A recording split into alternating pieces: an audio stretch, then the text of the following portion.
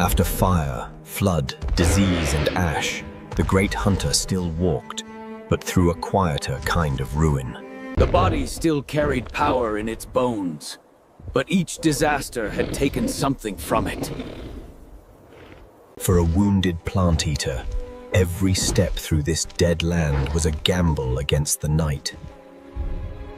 Behind it, hunger watched and measured the distance. The giant still could run, but not as it once had, and the night did not give it any extra strength. Even the ground, layered with the remains of past disasters, dragged on its speed. The prey escaped not through strength, but through the limits of the hunter's aging body. In a world where food had grown scarce, even the mightiest jaws could close on nothing. Morning did not bring relief. It only revealed how much less there was to fight over. For the horned herds, the world had become a long walk between patches of half-living plants. At the front, a scarred matriarch guided what remained of her herd, each breath an act of stubborn endurance. The little hunters knew better than to attack the horns head-on. In a starving age, patience was another kind of weapon. Above the starving giants, the carrion flyers traced slow circles. The old hunter saw not a family,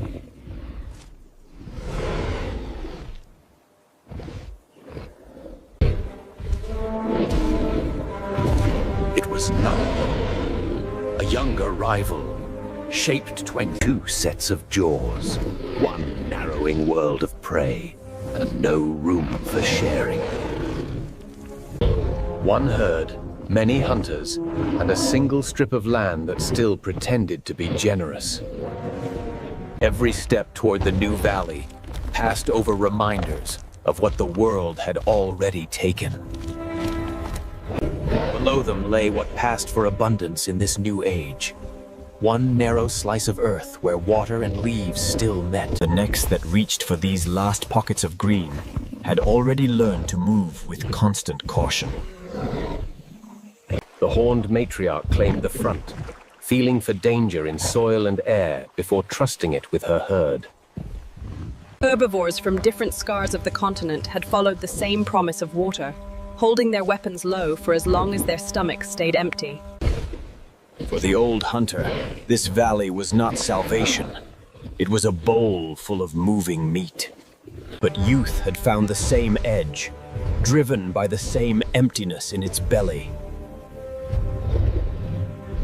One valley, two starving kings, and the fragile order collapsed in a single breath. For the horned matriarch, this was not a noble duel.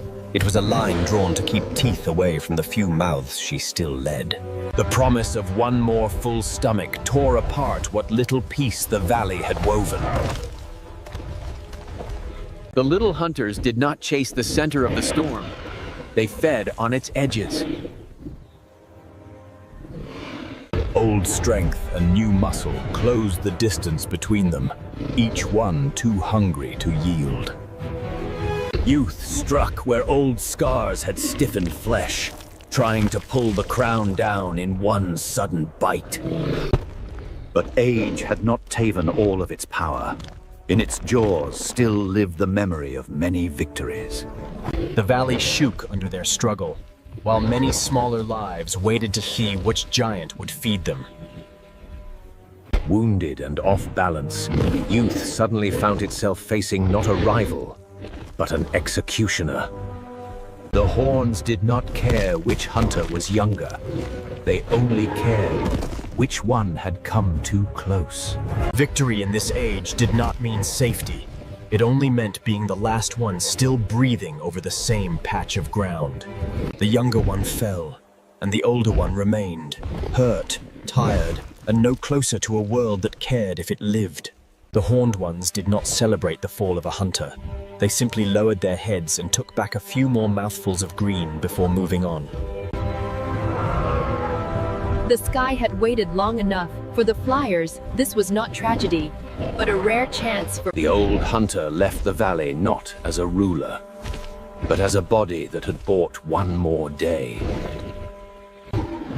One death fed many throats. In a starving world, the fall of a giant was the closest thing to abundance.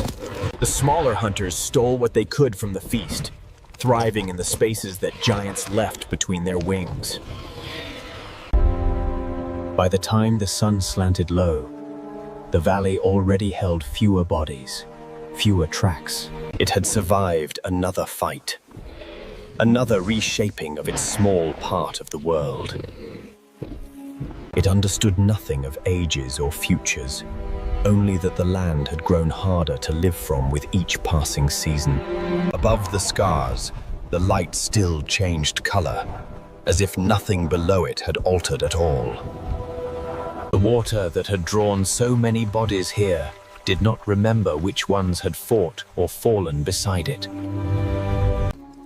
Even where great hunters fell, the smallest lives continued their quiet work. For one more day, the balance held, fragile, bloody, and indifferent.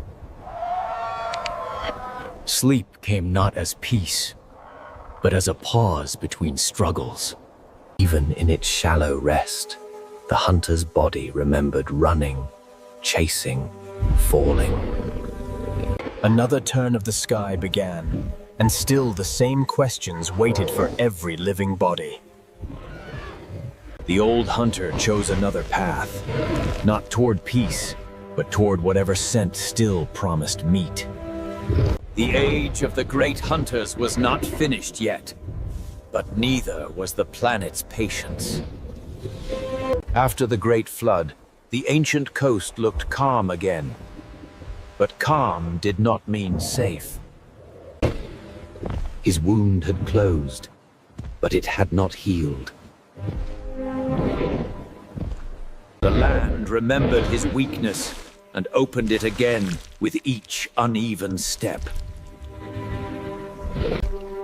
Far from the salt and broken coast, an elder tyrant had traded rich risks for poorer certainties. He had learned to move less and watch more, waiting for the smallest mistake. His hunt was short and heavy, less dramatic than in his youth, but far more efficient. The sea had pushed its gifts farther out, and wings that once trusted its patterns now found only distance. To earn what once came easily, they now spent twice the strength. The plants had survived the flood, but not unchange. Salt turned some mouthfuls into slow poison.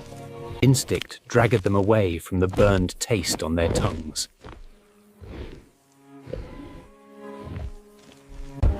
The shoreline that promised easy meat now offered him mostly empty horizon and pain. Hunger reached farther than his memory of the waves, pulling him toward land he did not know. Too small to challenge him, they were not too small to inherit what he failed to finish. The plant-eaters turned their backs on the tainted shore and followed the promise of fresher ground.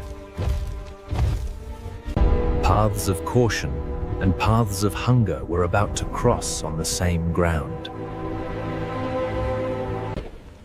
The elder hunter had found a rhythm that spent strength carefully and took only what he could finish. His body remembered the shape of a hunt, even when his muscles had forgotten how far they could go.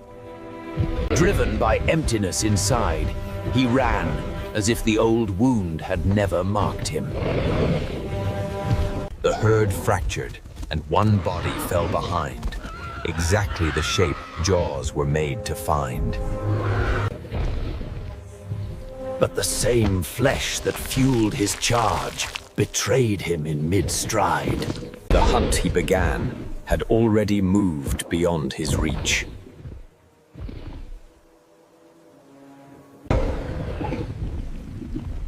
The panic he created ran straight into the jaws of another age.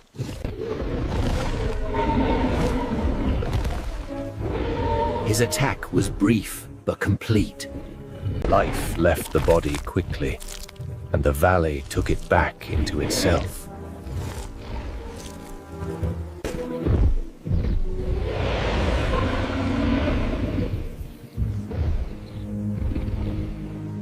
Hunger pulled him toward the place where another's teeth had already closed. Each bite rooted his ownership more firmly in the crushed body beneath him. Once again, two storms of flesh met above the same fallen tree. The elder drew a line with sound and air, warning that meat here was guarded by strength not yet broken. He measured the narrow gap between hunger and death and found it too small to cross. Without language, they reached a jagged compromise. Threat for distance, hunger for space. He took only what he could reach, without crossing the invisible line that would trigger full violence.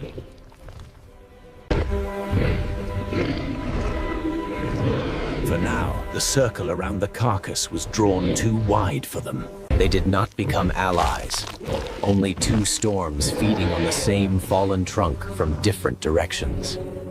He left with enough meat to survive another dawn, and enough fear not to test those jaws further. His kingdom had shrunk, but within its smaller borders he still had teeth enough to rule. He remained the stronger body, but no longer the owner of everything. Fresh grass and clean water lay farther inland, and the plant eaters followed the safest line.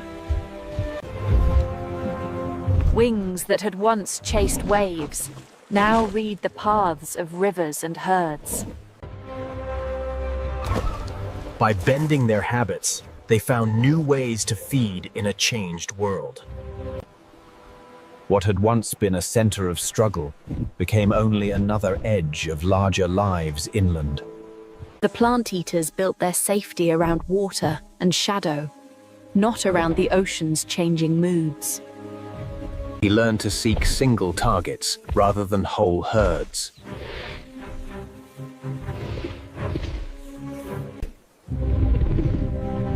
The elder hunter became less a creature and more a pattern in the land.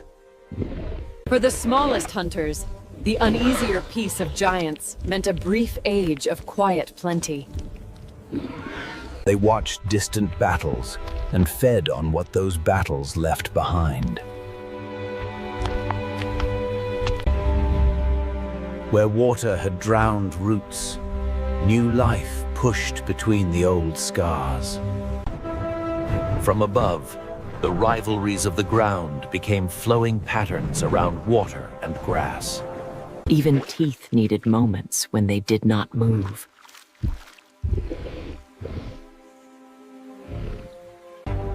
He had learned to leave meat for another day, knowing his strength was a limited fire.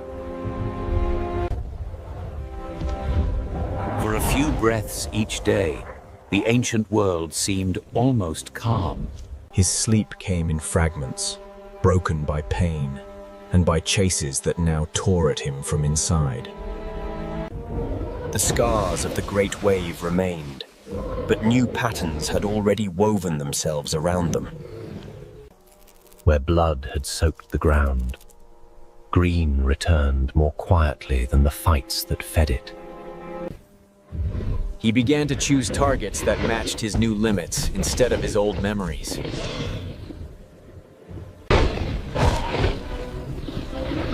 When he spent less, he could still win. The landscape slowly drew new lines of travel into itself. Their hunting now balanced between moving water below and moving herds beside it.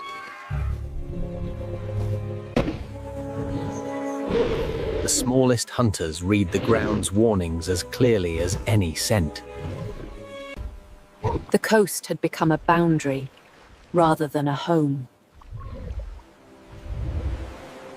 His territory contracted to fit his body, but he claimed it with the same intensity.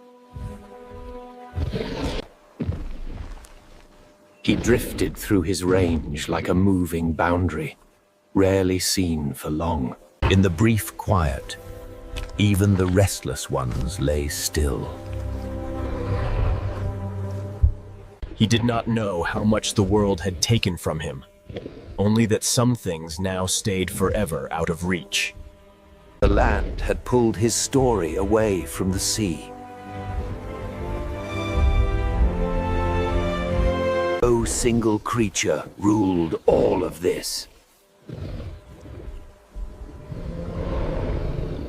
Only wings still drew one line across the divided habitats. To the water, tooth and horn were only broken patterns on its surface. He now took what he could carry instead of what he could not keep. His greatest defense had become his refusal to answer every challenge. The marks of the Great Wave and old battles faded into the land's normal scars. What had once torn the valley apart now carried water into new places. The ground carried the story of hunters and hunted without choosing sides. He had lost the wide kingdom he never knew he held, yet still stood inside a world even his teeth could not fully shape. To him, these places were not names or borders, only smells, pain, and meat. Where great hunters passed, smaller ones found their own paths in the wake. The plant eaters followed the lines of water, dragging the rest of the valley's story behind them. Every bank told him who had lived long enough to drink there.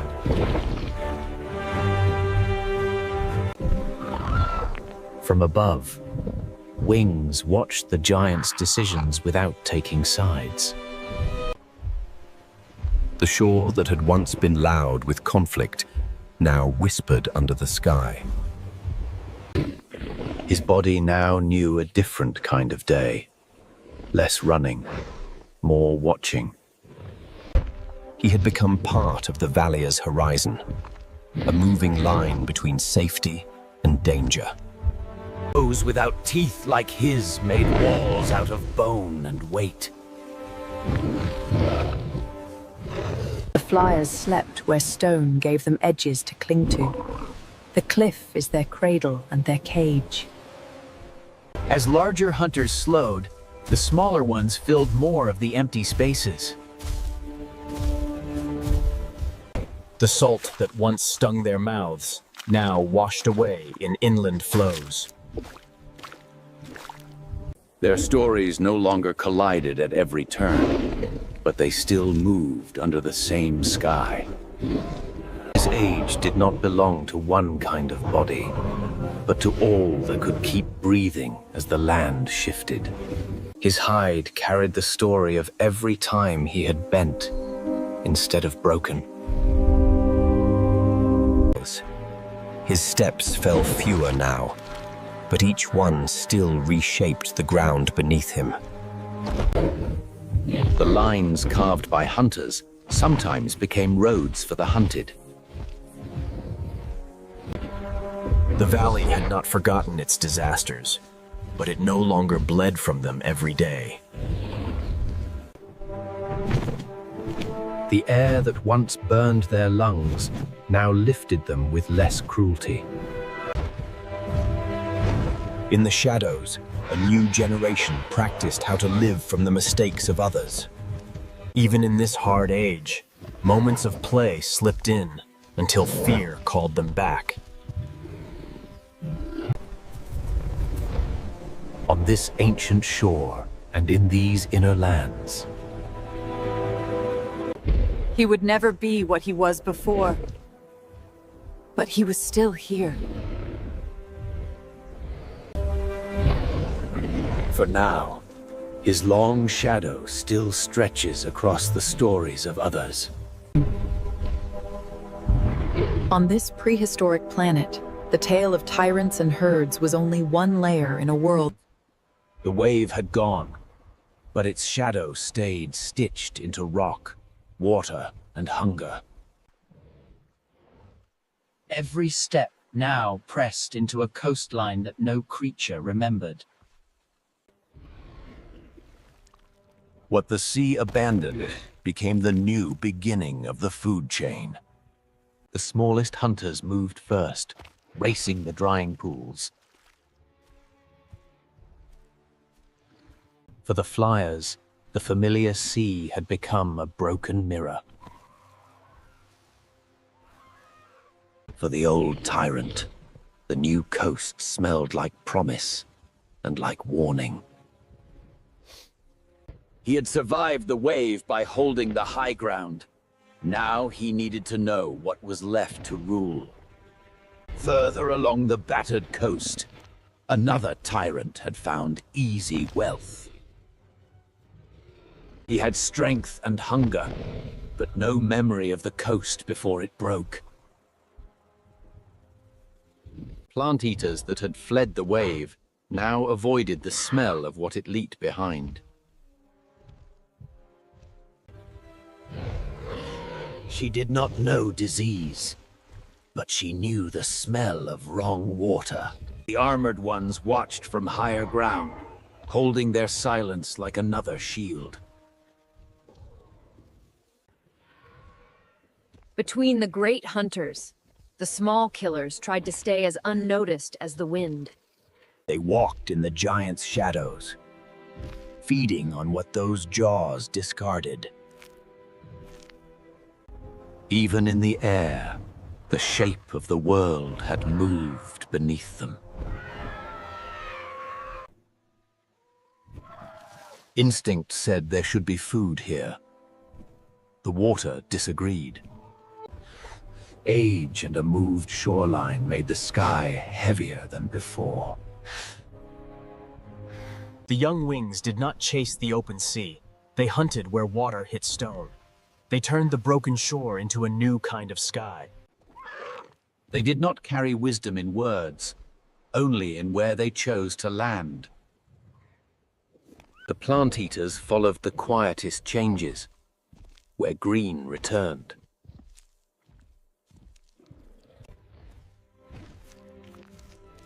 The youngest tasted a world that had only ever known a broken shore.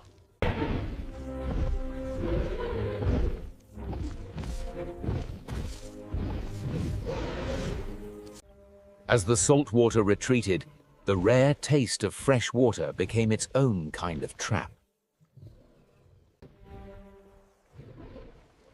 They could not relax completely, even with their mouths in the water. The ground remembered who had come here, even as they forgot their way back. Every visit left a mark that others read without knowing how. They traded speed for armor, and in times like this, that meant waiting. Predators that could not take the center of the scene watched from the edges.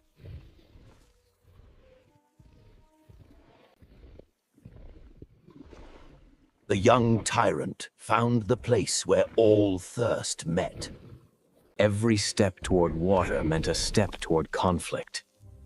There was no such thing as a private drink. The old king found that someone else had already come to his last reliable water. The pool was too small for both of them. But the hunger was not. In a world without words, this was the language of warning and demand. They measured each other, weighing risk against reward. The true weak point was not the tyrants, but those beginning to fall behind. The first law was older than territory. Take what is easiest before someone else does. He understood that letting the young one bleed first cost him nothing today. Two heavy bodies hurled themselves together, one past its prime, one sure of its own power.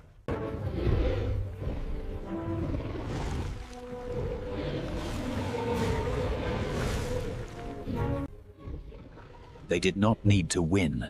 They only needed to be present when both sides had finished losing. He had fought such battles before, and understood their cost. The life that had survived flood and shifting land ended in a few breaths of blood and air. He had won meat and a wound in the same victory. The plant eaters read the air and left before the circle closed. He could not stay to guard what remained. The forest would claim what he had left as soon as he limped away. They rushed into the space his hunger had opened.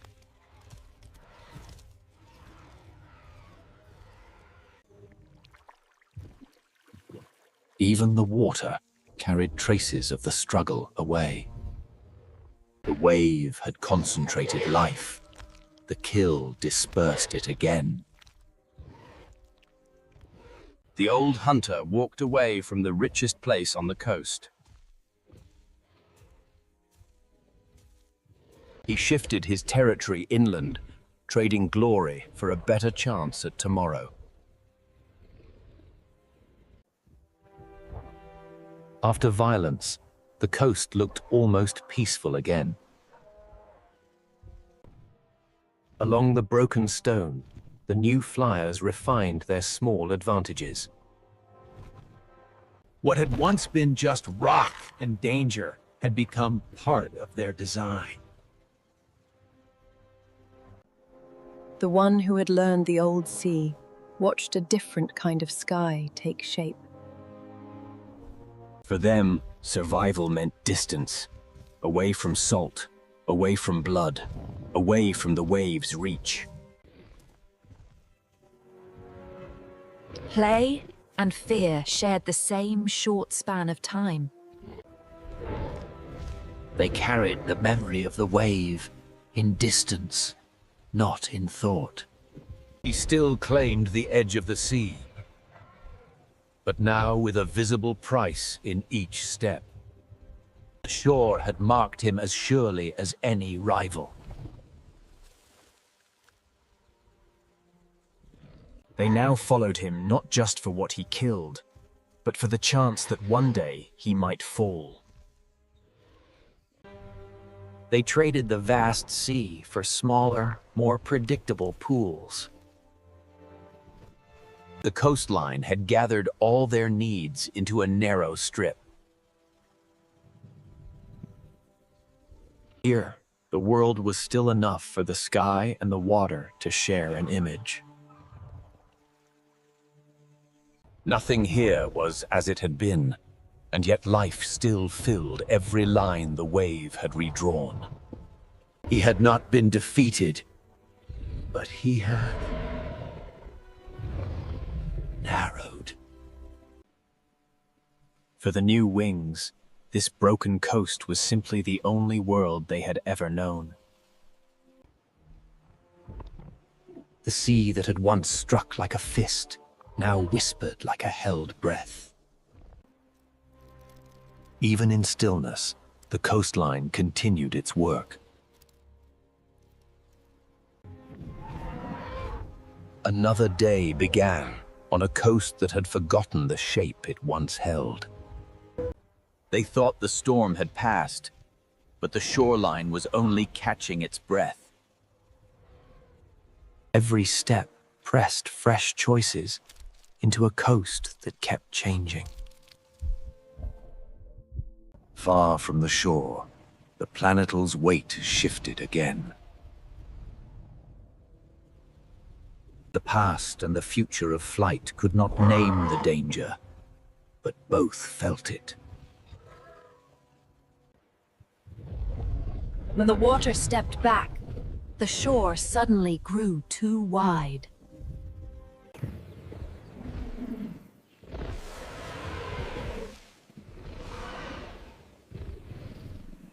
The sea had not finished speaking.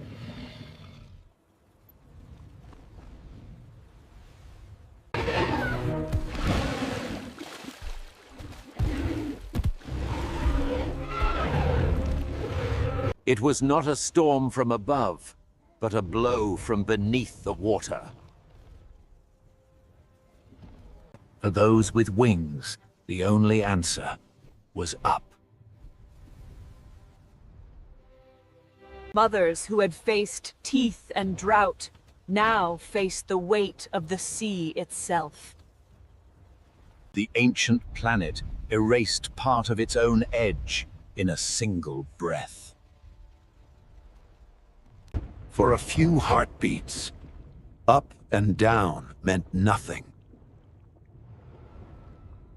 Height that once promised safety now became another test. Even the mightiest hunter was just another body being pushed by the flood. From above, the new shore looked less like land and more like torn muscle.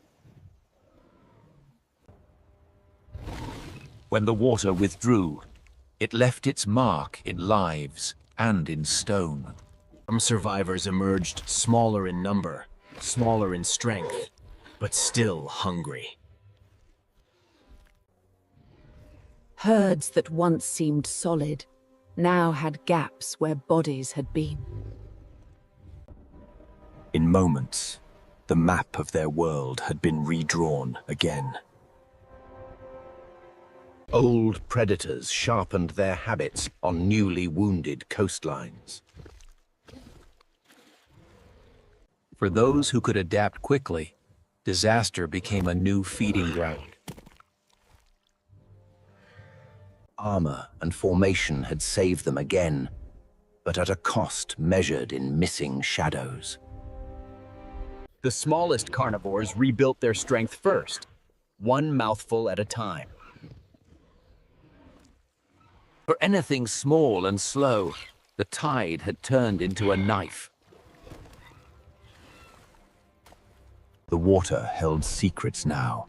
Food, danger, and clues to deeper shifts. Paths that once led to grazing grounds now ended at sudden gaps.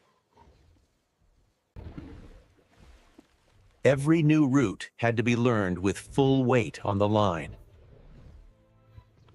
To those who fed on fallen giants, peace was the least useful outcome.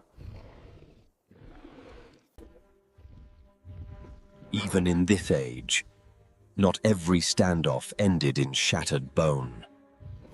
It had no use for truces.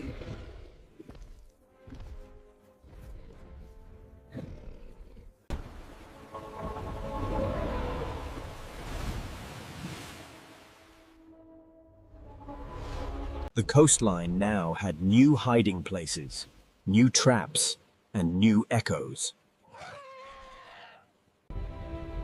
They had survived another of the planet's moods, but none of them knew how many were left. Its dreams held no maps, only sensations of wind. Where water lingered, life returned first, and danger followed. Even those that could not count felt the absence of familiar shapes. The ground recorded each new claim and loss until the next storm wiped it clean again. They shifted their paths a little and called it enough. They shifted their paths a little and called it enough.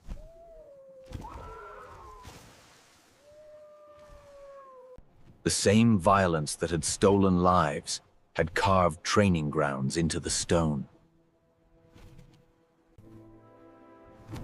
The past watched the future learn how to handle new winds it could no longer face. The world below the water did not sleep again after such a movement. As land tightened, predators' shadows overlapped more often. They knew the difference between feeding near a kill and becoming one.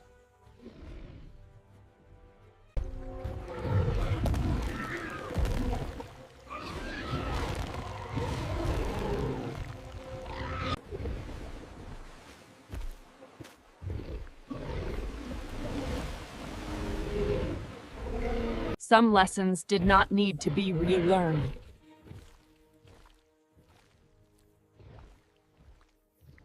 They had survived the wave, but not as the same shore dwellers.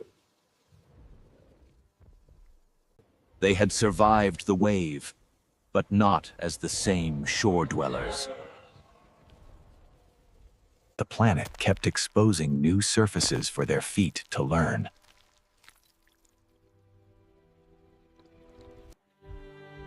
After fire, flood, disease, ash, and moving lands, they reached yet another edge of the ancient world. They did not understand continents or time, only that the land had brought them here and taken much away. The young had bones shaped by disaster, but eyes that still searched for opportunity. Along this narrow band of water and food, giants that had never shared space were pushed together. Age had not taken its hunger, only some of its speed.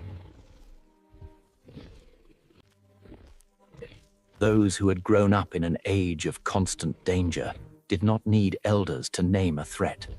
Smaller hunters learned to move around giants like waves around rock.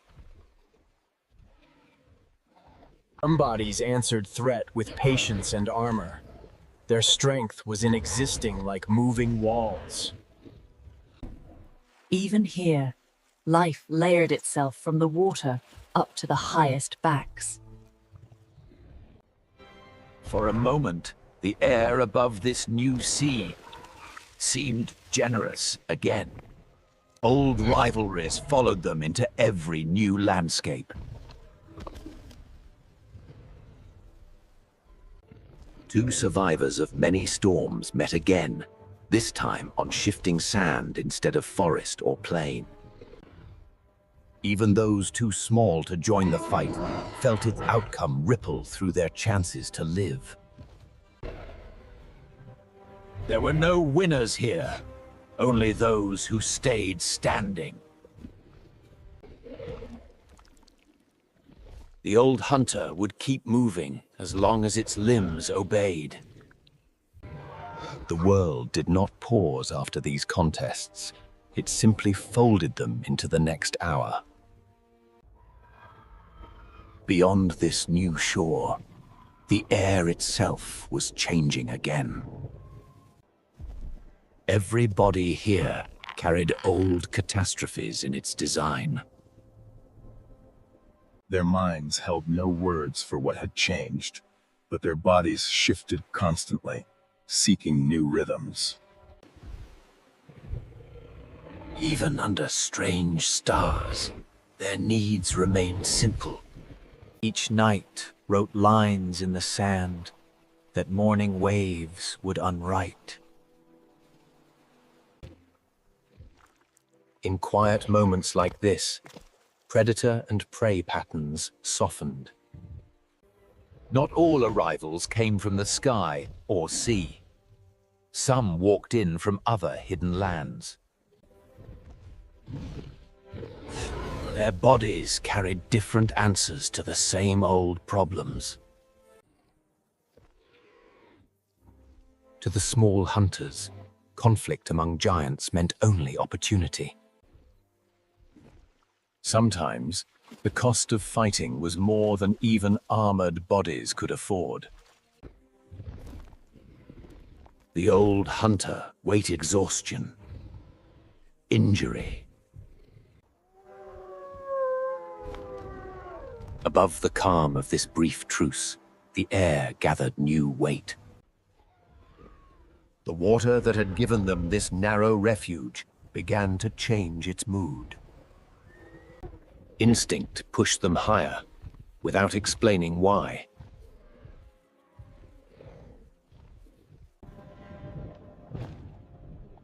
Even those without legs or wings felt the shift in pressure.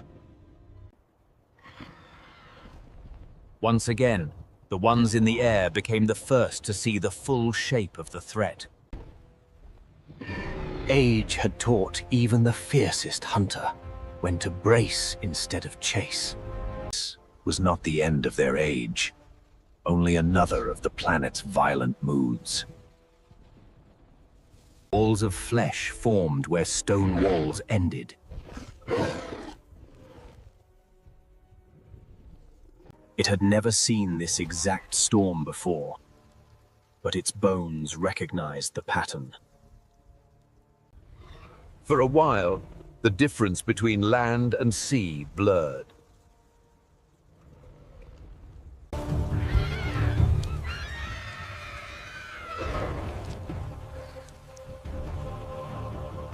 The planet kept erasing and rewriting the stage beneath them.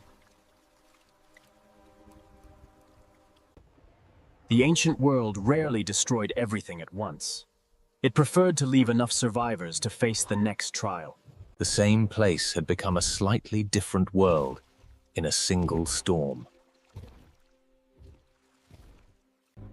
For some, disaster was simply another feeding time. They hunted in the edges left by bigger forces. The storm had not ended old hungers. It had only rearranged where they would be answered. In the wake of violence from sky and sea, land-based violence resumed its old negotiations. Every choice in this age was between different risks. In the days after storms and clashes, territories redrew themselves silently. It learned to move where old forms of its kind would have fallen. Every muscle remembered what earlier disasters had demanded. This was only one coastline among many on an ancient planet that refused to hold still. The past and the future of flight on this world sat shoulder to shoulder without knowing it. The world was still changing beneath them and above them. On this prehistoric planet, every hard-won place was only borrowed. Here, storms were not interruptions. They were the normal heartbeat of the sky. The same water that had once drowned their valley now hammered the plateau into shape. They could not become natives in one storm, but they could borrow pieces of local flight. When the sky emptied itself, it left behind survivors from both bloodlines on the same stone. This planet did not hold one, but many. In the shadowed world of trunks and leaves, evolution had chosen balance and leaps. In the poisoned wetlands, only bodies that floated on decay could thrive. In the lands of thirst, the safest shape was a moving stone. Where the sky was never gentle, the only kindness was to force the next generation into it early. They did not conquer these strange places. They moved into whatever small spaces the native lives allowed. In the bones of the young, the choices of many lands were beginning to mix. Where worlds met, arrangements formed without design.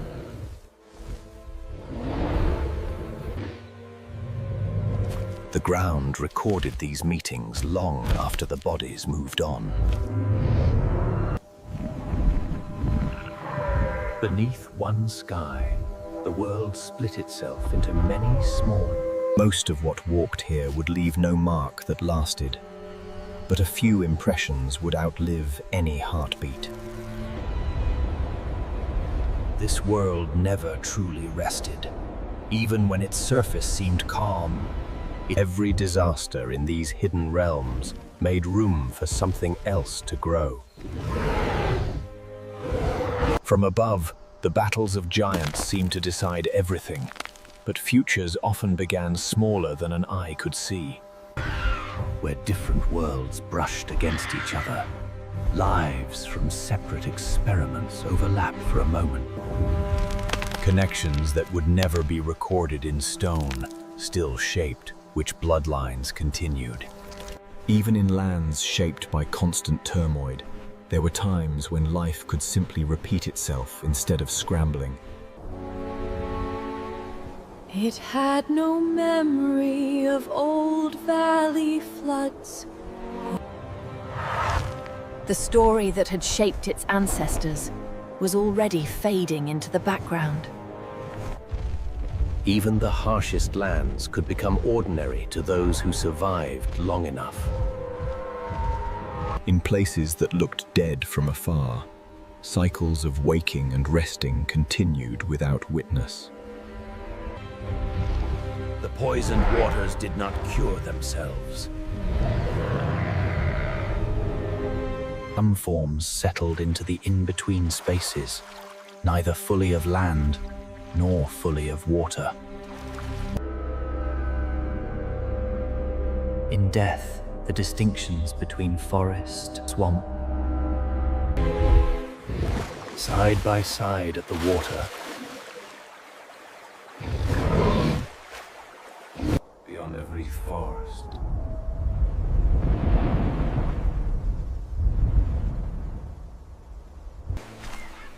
Other stories were beginning far away, written in bones for usher climates. The valley that once felt like the whole world.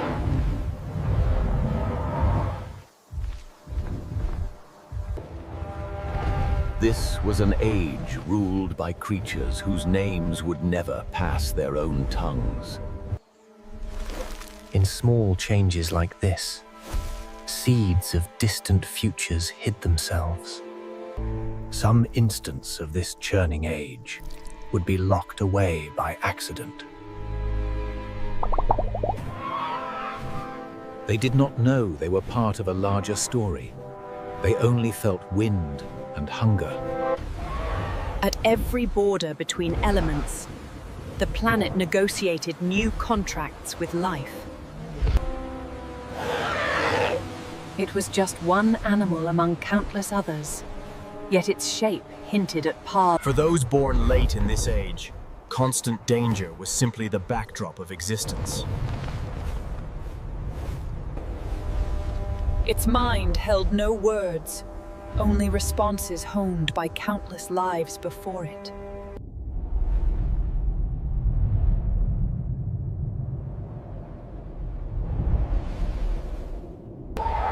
In the middle of constant upheaval, there were still nights and mornings that felt almost gentle. These were the unseen lands and unspoken stories of a world that belonged to dinosaurs and their kin alone. When the ash began to lift,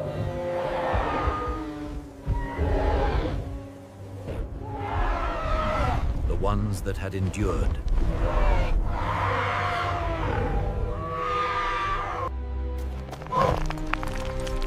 below.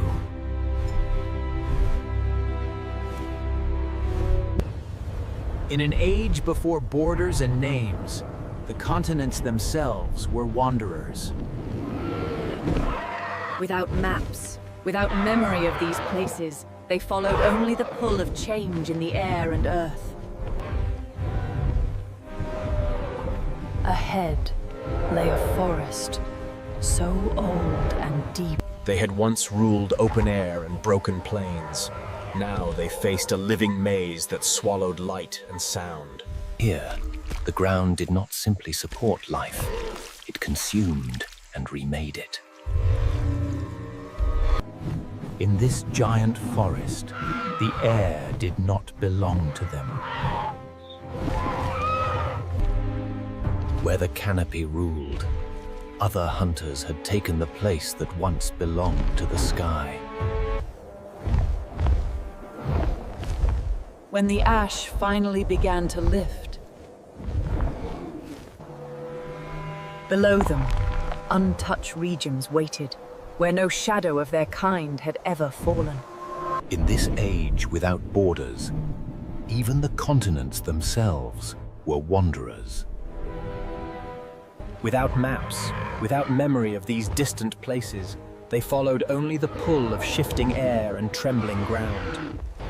Ahead of them stood a forest so old and deep that even this ancient world seemed to hesitate around it. Those who had outlived flood, disease, ash, now faced a different chore. They had once ruled open air and broken plains. Here, the ground did more than carry weight. It broke life down and built it again. In this giant forest, the air no longer belonged to them. Where the canopy ruled, other hunters had taken the power that once belonged to wings. To the rulers of this hidden realm, the scent of strangers meant only one thing. They had traded open danger for ones hiding half a step away on every side. Some giants of these hidden lands did not need to hunt. The forest itself climbed their backs to meet them. In places no wing from their valley had reached, they found lives that had never known their plagues or storms.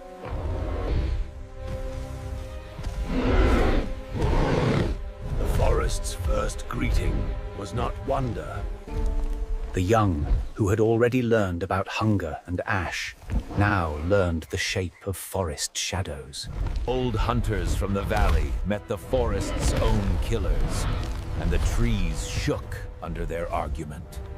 They claimed no territory and carried no spoils, only a few more stretches of forest in which they had not yet died. In these hidden lands, nothing spilled stayed unused for long. Even in this deep maze, there were places where the forest loosened its grip for a moment. For one brief night, foreign bones rested on forest soil that had not grown them. Here, danger did not always bare teeth. It wrapped itself in water and air. Invisible vapors seeped from depths that no claws could reach. Not every predator had a body. Every step here was a question. Beneath the film of light, the swamp kept its own slow feast.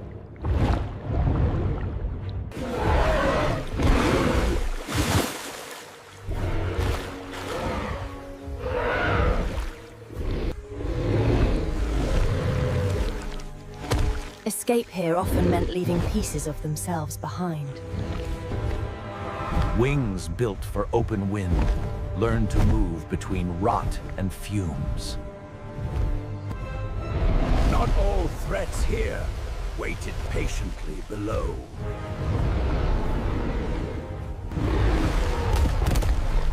Even in the worst places, mistakes were made.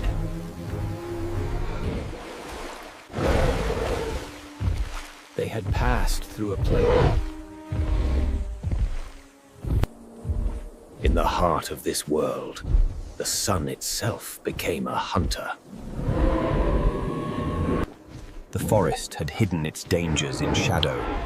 The desert laid them bare under a merciless light.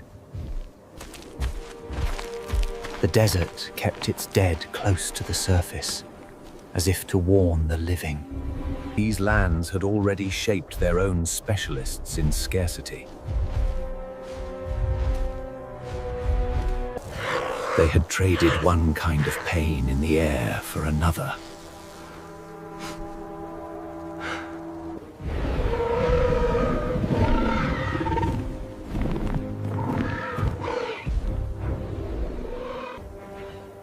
Here, those built for distance and patience held the advantage. Its mind knew nothing of swamps or ash, only of hunger that reached across open stone. In this land, water was not just life.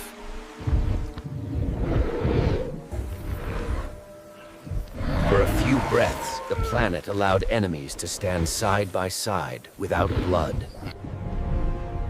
Beyond the burning plains, the land rose into regions shaped by restless air. They traded burning sand for sharp stone and air that could lift or break them in the same breath.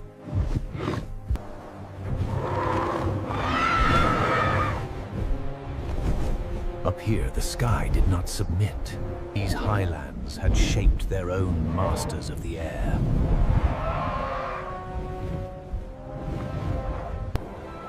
For a moment, two different answers to the same question looked at each other: how to live in the air.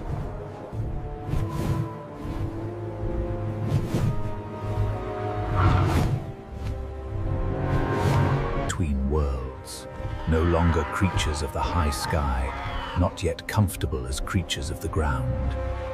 The survivors and the newly shaped stood side by side, facing a future neither of them could truly sense. They hung between worlds, no longer creatures of the high sky, not yet comfortable as creatures of the ground. The survivors and the newly shaped stood side by side, facing a future neither of them could truly sense. Even the paths of water bent around the movements hidden deep below.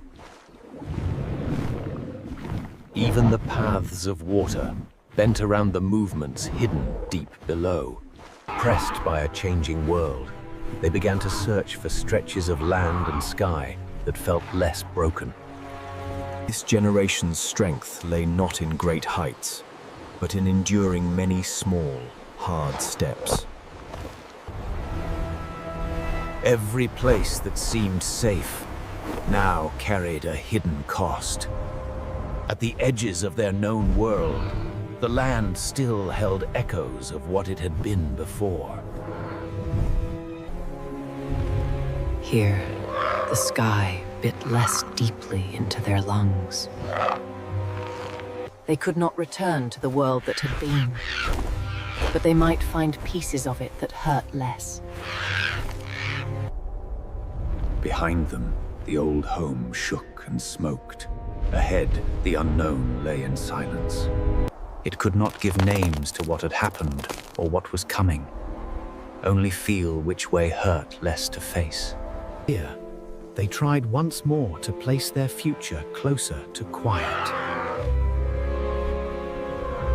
The quiet intervals between disasters grew shorter and thinner. Instinct told every creature that something larger than hunger or sickness was gathering. The world itself had begun to tear along new lines.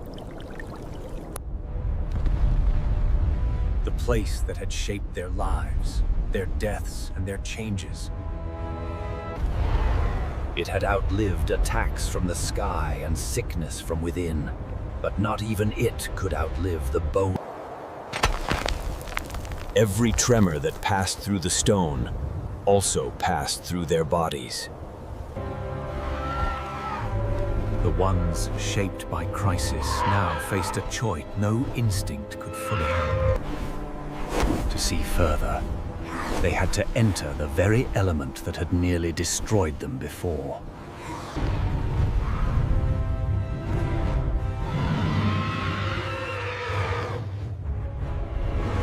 The ancient planet was rearranging itself in ways their small bodies could barely endure.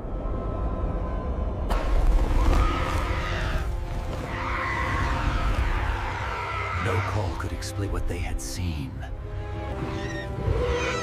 The youngest only felt that the world itself had become more restless. Every sense told them that the time for simple adaptation was ending. For one brief stretch of time, predator and prey watched the same distant threat with the same fear. The sky began to throw pieces of the world back down upon them. To protect what might come after them, they had to become shields against the sky that had once carried them. The ancient valley and its high edges now lay inside a moving shroud. Through burning, dust-filled eyes, they watched the ending of the world as they had known it. On a changing planet, they shrank into a handful of stubborn, breathing shapes hidden in stone. Under the falling gray, the shapes of their bodies mattered less than what they all faced. The storm finally began to spend itself, but what it had already changed could not be undone. For the youngest, the idea of rising again was not a memory, but a possibility. The bodies that carried old stories, and the ones that carried new forms waited together. On this prehistoric planet, every age of danger left behind a new kind of survivor. Layer upon layer, the stone kept the record of who they had been and who they were becoming. On this ancient planet, every answer the living found was only a pause before the next.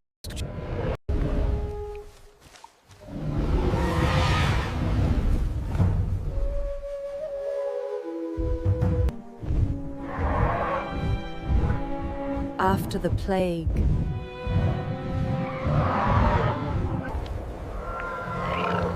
Those who lived through the sickness no longer trusted the open air. Every scar on its skin reminded it that danger could ride the air as easily as tooth and claw. They stayed close to the stone now, as if trying to hide inside the shape of the world itself. Flight had once meant freedom. Now it meant picking the safest crack in the world to slip through. Disease and poisoned air had taken some strength from their wings, leaving fine cracks no eye could see, but every gust could feel. The wind did not carry just weather now. It carried what the ground had burned and the dead had left behind. Every cloud they passed through threatened to scrape the inside of their lungs raw.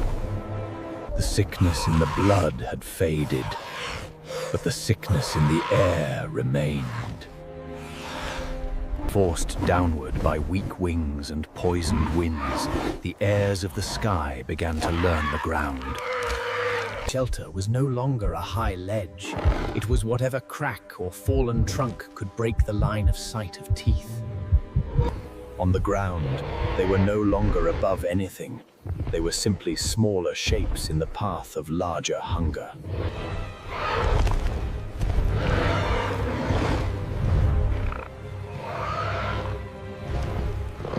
The air above them was no longer a promise. It was a test they might fail in the worst possible moment.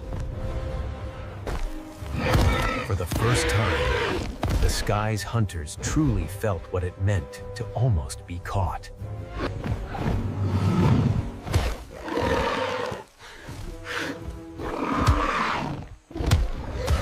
From above, their struggle looked like just another disturbance in the forest. But for them, it was the end of an old way of life. they had once watched such circles from safe heads. Now they stood inside them. Desperation forced them to remember that they still had weapons, even on the ground. The law of the valley had shifted. Those who once hunted from safety now had to fight for every breath of space on the earth. They turned to smaller, safer meals, trading speed and height for caution and detail.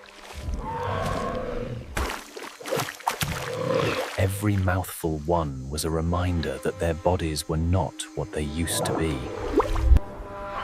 Behaviors honed through ages of safety in the air no longer seemed to fit this new world. Even their colors, once meant to signal strength and life, now hid under the weight of the air itself. The collapse of the sky's confidence emboldened the jaws that walked on the earth.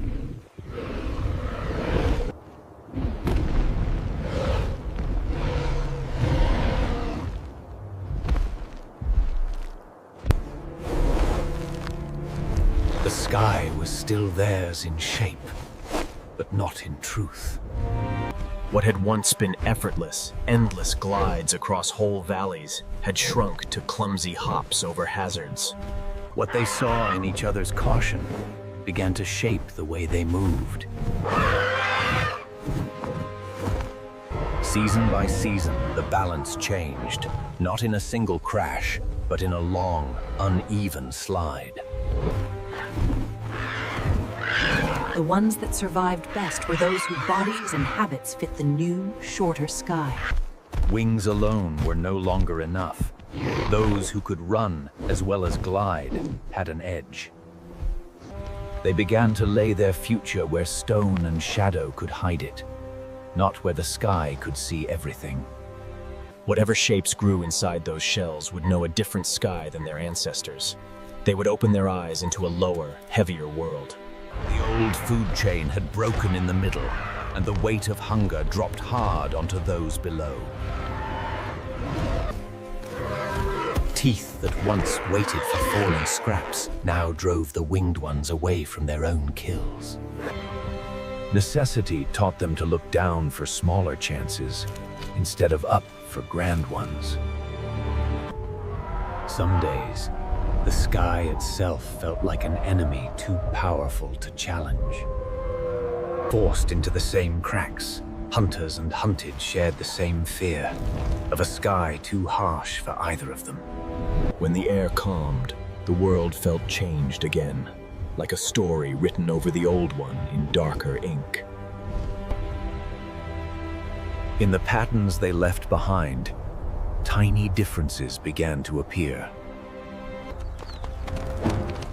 The ones who had never known a safe, high sky moved differently from those who remembered it. What had once been built for distance slowly reshaped itself for precision. Those who had survived the worst now watched a generation that belonged more to the ground than to the air. Some dangers they feared never came, while others crept in from places they did not yet know to watch. Where flight once was their first defense, now teeth and sudden motion had to take its place. Above ground, they struggled to adapt, unaware that something deeper had begun to stir. Above ground, they struggled to adapt, unaware that something deeper had begun to stir. Far below claws, wings, and roots, the planet shifted its weight. They had learned to fear water and air, but now the stone under their feet grew uncertain. Perches that had stood for ages began to crumble, one by one. The new generation's first contact with the world was a vibration from below, not a breeze from above. The same forces that had given them ash-choked skies now gathered for something larger. Some nights, even in the dark, the horizon burned. They hung between worlds, no longer creatures of the high sky, not yet comfortable as creatures of the ground. The world of leaves and water kept turning, cautious but unchanged in its purpose. Time dulled the sharpest edges of both flood and plague, but not their memory. Those who remained were marked, not just by what had been taken, but by what they had survived.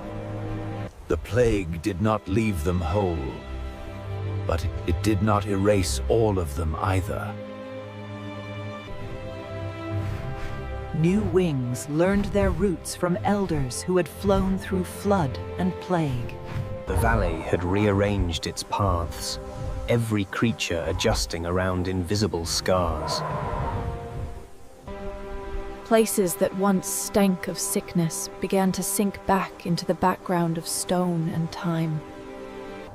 Some found new ways to live, seeking food that did not already stink of death.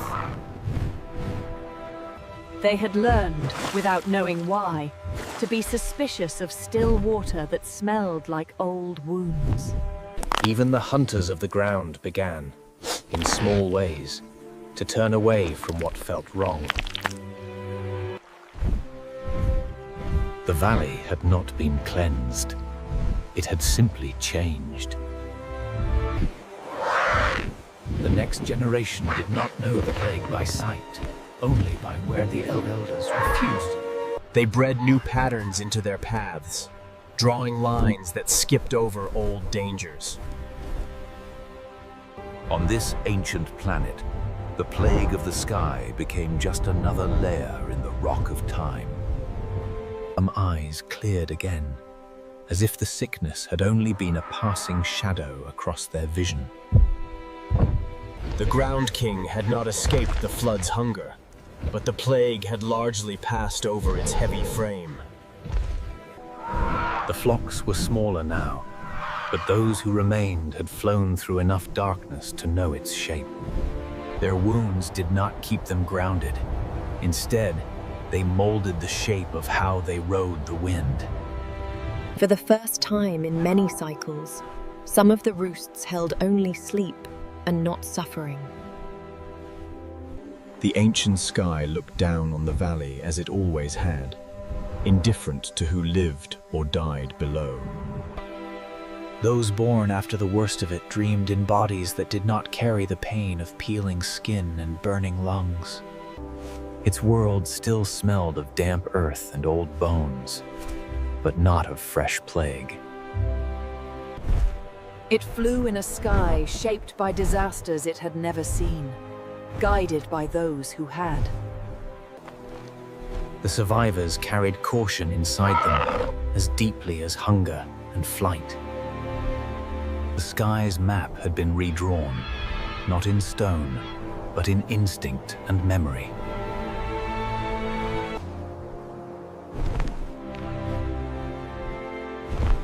It had seen floodwaters tear through its world. It could not tell its story in words, but its body carried it in every healed crack and strengthened muscle. The valley did not forget tooth and claw, hunger and chase. But now, those who came after would think this peace was normal, unaware of how much had broken to make it possible. Green returned, where once there had been only brown and red. Water had once nearly ended them, then nearly fed them to extinction. Now it simply moved through their lives again. What remained of the dead sank slowly into the foundations of the valley itself. For this brief stretch of night, the sky's survivors knew only warmth and silence.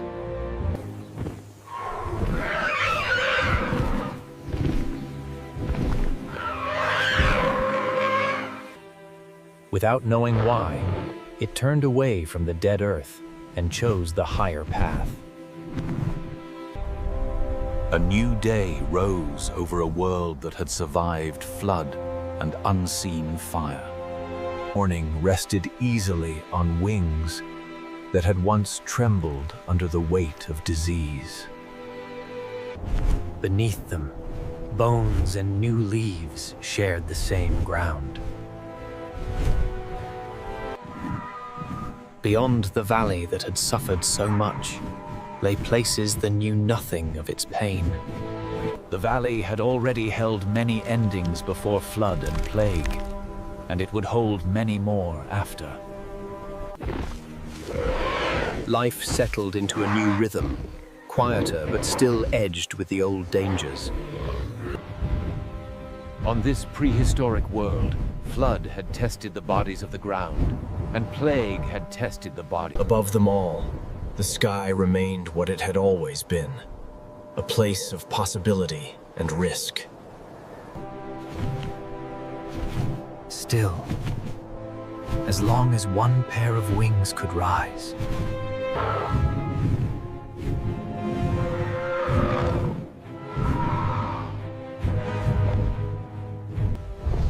From above, the flood and the sickness that nearly ended them were just more shapes pressed into the skin of the land. In the end, survival meant nothing more and nothing less than continuing to exist side by side. Old pain and new possibility stood together on the same cold rock, sharing the same narrow space above a dangerous world. This was a world without names for disease or disaster, only the fact of what lived and what did not. On this ancient planet. After the waters pulled back, the valley breathed again, but the air was thick with the smell of death. For the carrion eaters of the sky, the flood had turned the valley into an endless feast. The river had done what tooth and claw alone never could, stacking the dead in easy heaps.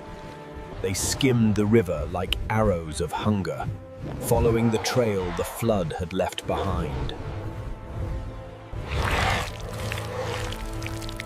With every swallow of spoiled flesh, some unseen sleep. They ended the day heavy with food and confidence, believing the danger lay only on the ground. The first sign came where the sky's hunters saw the world. While the ancient land slept, the sickness moved where no predator could reach, inside blood and bone. As the light returned, so did the cost of last night's feast. They still flew, still hunted, but each wing beat now pulled against an invisible weight. Grace in the sky began to fray, invisible illness tugging at patterns older than memory. The sickness now seeped back out of them, drifting into water already stained by death. Pain crept into the very places they trusted to hold them aloft. Their own touch, once a comfort, became another way to open wounds. The plague carved deeper with every breath, turning air itself into a blade. The age of wings did not end in a single moment. Places that had once held them like old friends now rejected their weakened grip. Their bodies came apart under the strain, as if some hidden fire was burning them from the inside. Their safe places filled with stillness, faster than any predator could have managed. Where the plague left weakness, the hunters of the ground wrote their own cruel lessons. The plague did not choose sides. It simply looked for new bodies to ride. In the end, the plague left the same mark as any predator: emptiness behind the eyes. They began to step away from their own, guided by a nameless discomfort. The sky sent water again, but this time it could not wash away what had already taken root.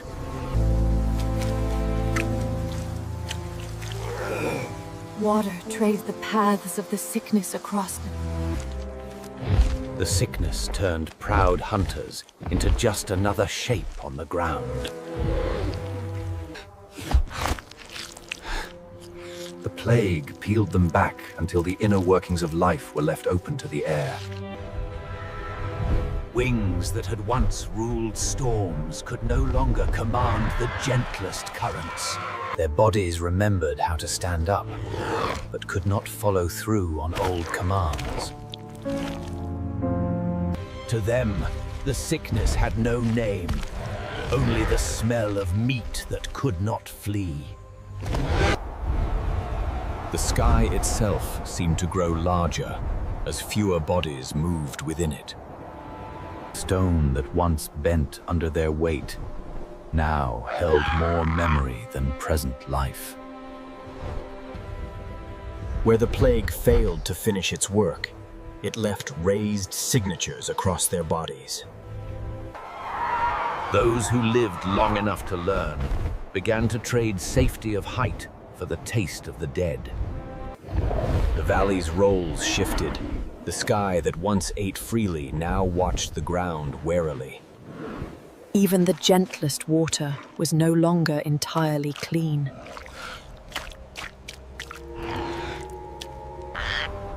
Their instinct to care for one another became another pathway for the plague to travel. Mist rose to wrap the scars of flood and disease, but it could not hide the missing shapes. Some stayed just long enough to feel how far they had fallen from what they once were. When the sky finally refused them, it did so without mercy. The plague gathered its harvest in places where land and air met. The groundwalkers did not understand the sickness, but they moved around it all the same. By the time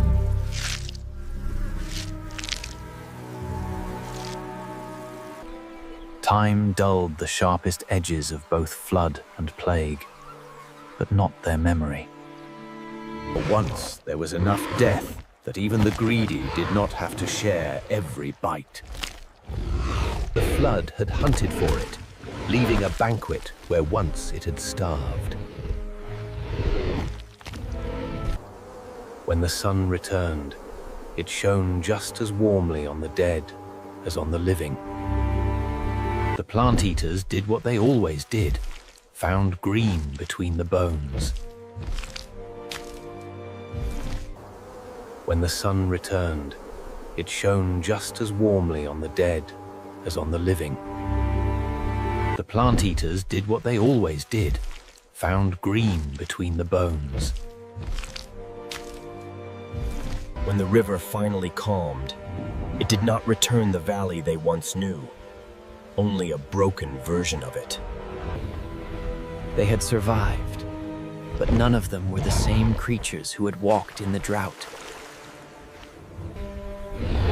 This time, the river had done most of the hunting for it, but it knew this would not last. The flood had passed, but its shape remained in every pool and every silence. The new day rose over a valley, washed clean and clogged with death at the same time. From above, the story the flood had written could be read all at once. They had eaten well, but the flood's work was wide. Some dead would feed the sky for days, even as the land tried to bury them. Not every feast belonged to teeth that walked.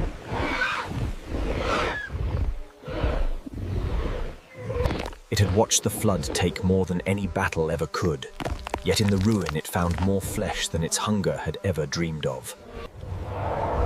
The flood had solved the crowding in a way no battle ever could. New water that did not howl began to settle in places the flood could not reach. And for the first time in many days, some of the sky hunters could afford to be curious instead of starving. The true rulers of this changed valley were not the ones bound to the ground. The abundance would not last, but for the moment, even the most restless could eat without rushing.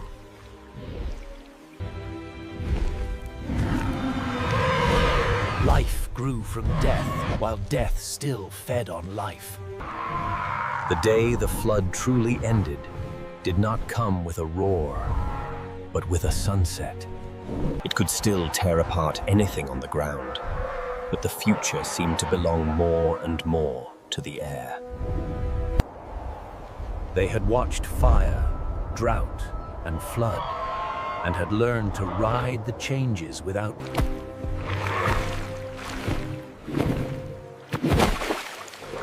The buffet the flood had laid out. They rested knowing that the ground below would never again be the same. If the world were to be told from above, this moment would be a turning point. For at least one night, hunger and thirst did not gnaw at their dreams.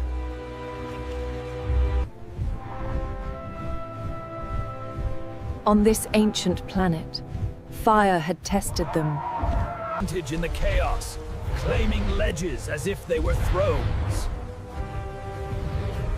The sky had more to give, and none of it was gentle.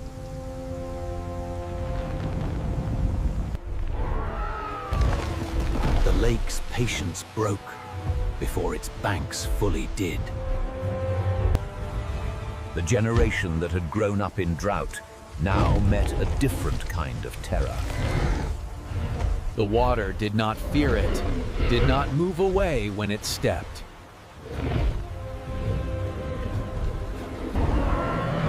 Landmarks that had anchored their lives drifted away as if they were never solid. The flood chose victims without caring how sharp their teeth were. Even the heaviest were becoming points on a map the water was redrawing. The fight for who had to stand in deeper water became as fierce as any hunt. Where once there had been paths and pools, there was now only one moving body of water. High above the valley, an ancient bowl that had survived fire and drought. A new river, angrier and faster than any before, raced toward the place they called home.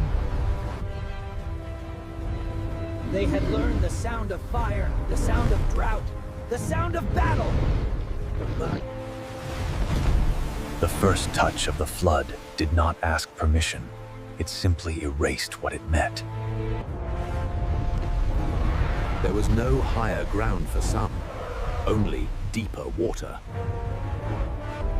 The places they had trusted to hold them turned traitor under the flood's grip.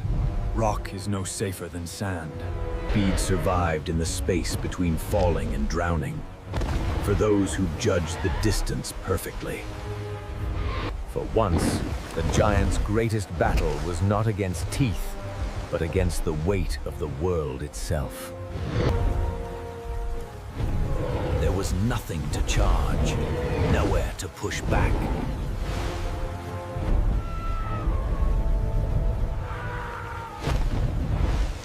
Even the sky's oil spin. The ground had become a puzzle, made of things that could drown them.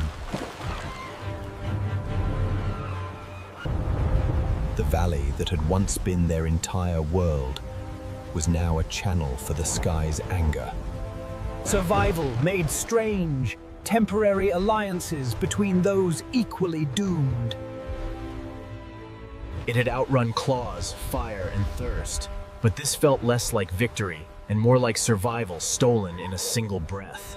Those who had once fought for elbow room now clung shoulder to shoulder to stay above the waterline. The small, as always, found a way to feed, even while the world moved beneath them.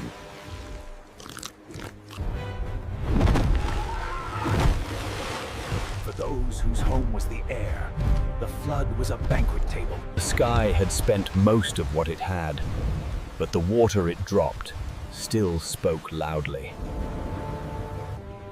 The source of the flood lay quiet again, as if nothing had happened. What water gives, it also takes back, but never in the same shape. The silent basin above them finally answered the storm with a roar of its own. They had escaped drowning, only to find themselves strangers in their own home.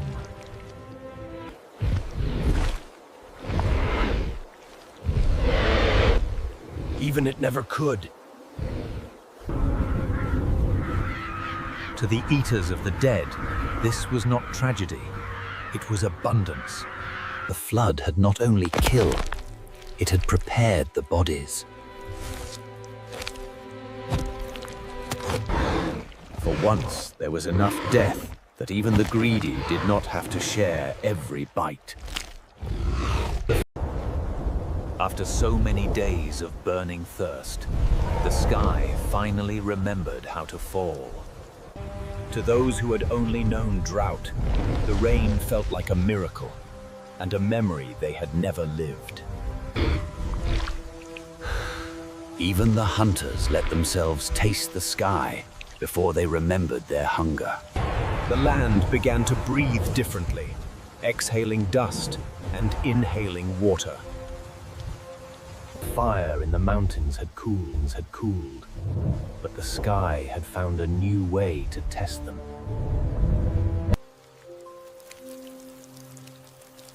The plants remembered what to do with the rain before the animals did. It had known rivers as places to guard. Now they were starting to move in ways it had never seen. The land seemed, for a moment, to grow again, if only by a little. They saw the rain not as blessing or curse, but as another pattern to learn. When the first storm passed, they believed the worst was over. They thought the sky had finished speaking. What had felt gentle now came with weight. But the sky had only taken a breath.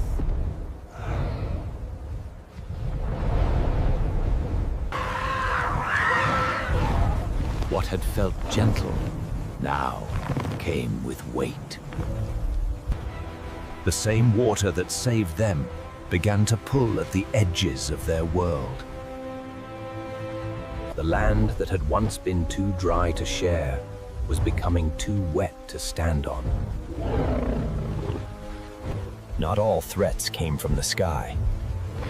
Some were building behind the curtain of rain, higher up the river.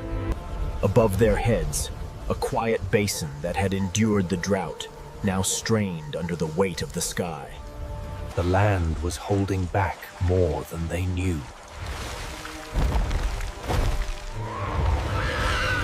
They had asked for water, never imagining it would come all at once.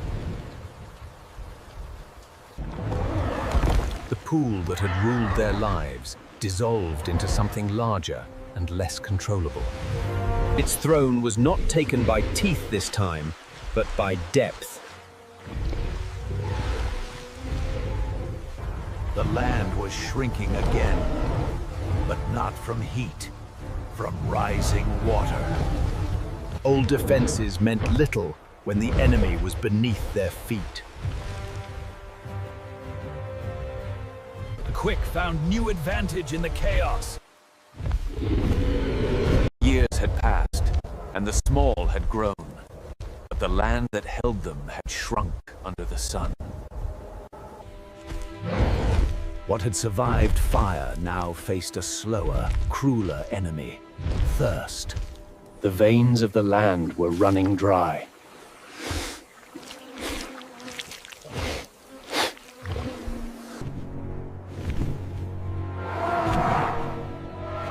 Those in the sky smelled not water. The old king refused to yield the last good water, even as its own strength faded. Every step away from the river tasted like risk. Every step toward it tasted like war. Those who had grown up in scarcity trusted speed more than strength. Everything that still breathed was being pushed toward the same shrinking circle.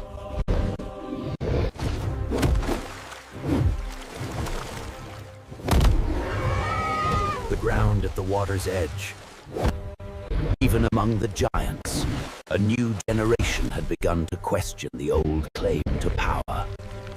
The last safe water had become an arena made by the sky and the sun.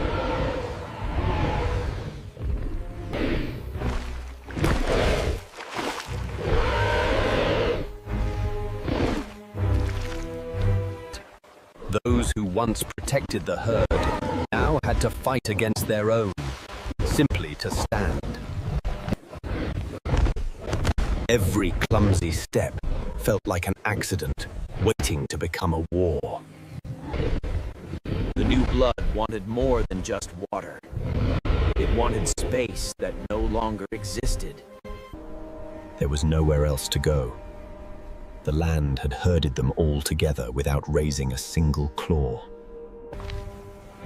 In every stumble and scrape, the hungry saw tomorrow's feast beginning. Those who had grown into adulthood found that the world still treated them as prey. The sun pressed down like a hand, squeezing them closer toward the inevitable.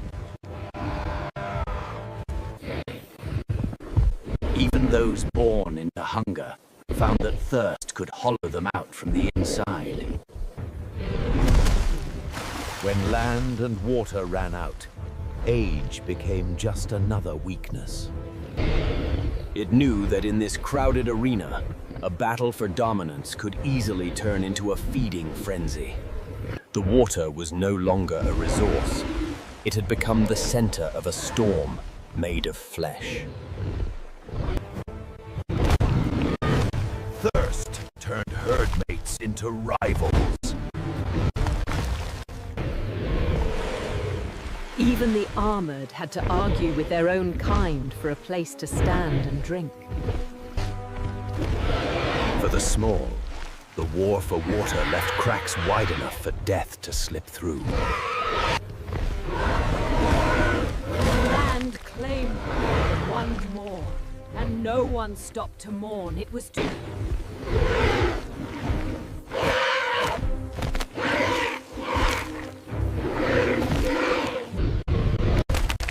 When the drought pushed too hard, even bloodline and memory became meaningless. The fight for a few mouthfuls of water had become a test for the last fragments of a throne. Victory and injury walked side by side, indistinguishable in the dust.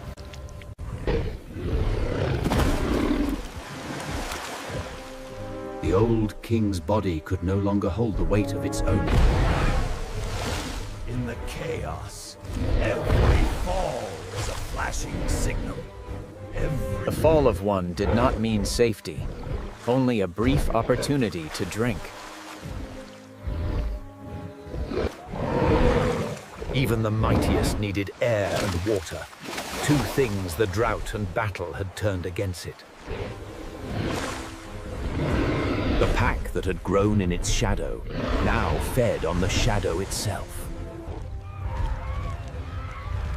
The waterhole had turned into an altar where the land demanded payment.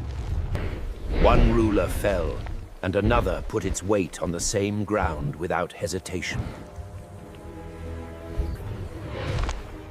Those who had fed on giants now turned their eyes toward new lines they could cross. The land had not grown larger for the new generation.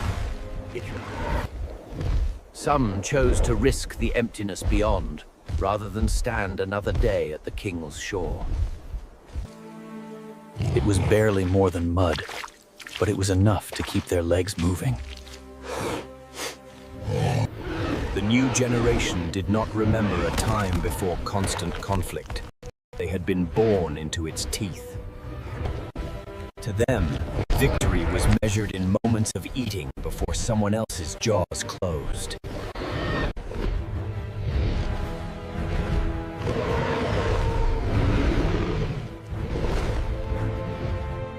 Even the air grew tired, its currents weaker, but they clung to every last rising breath of warmth.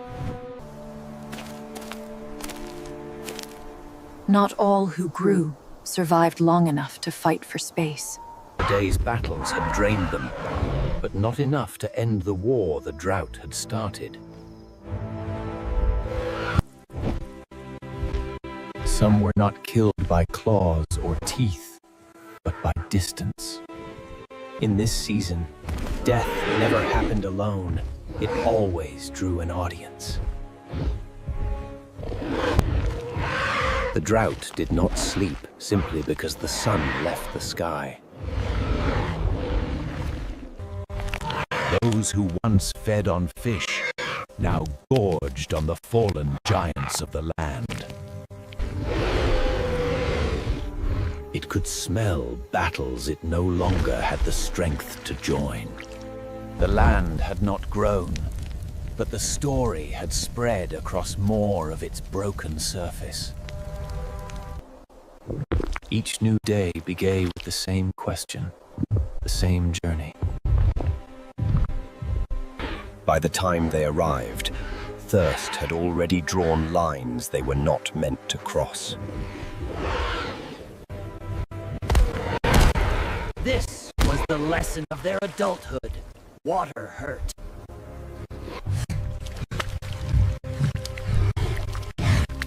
Drought had stripped even noise from their anger.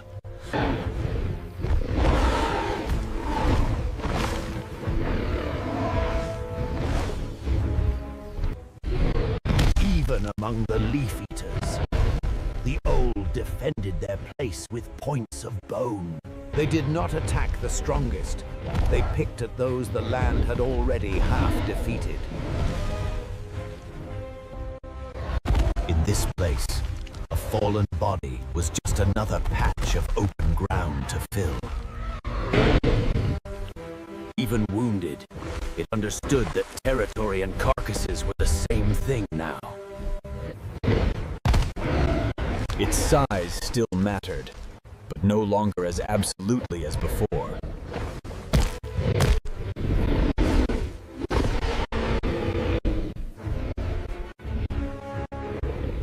There was barely any water left, yet they fought harder than ever for the idea of it.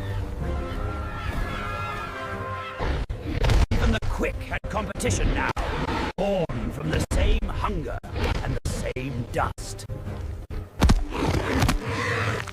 To those who lived above the fight, there was no difference between dying and dead. The drought had turned the oasis into a graveyard with a thin skin of water. The journey away from conflict had led them back to a worse version of it.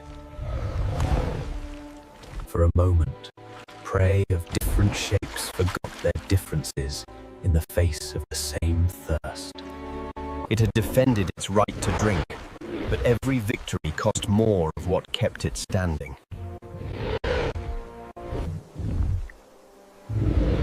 The light softened, but the land did not.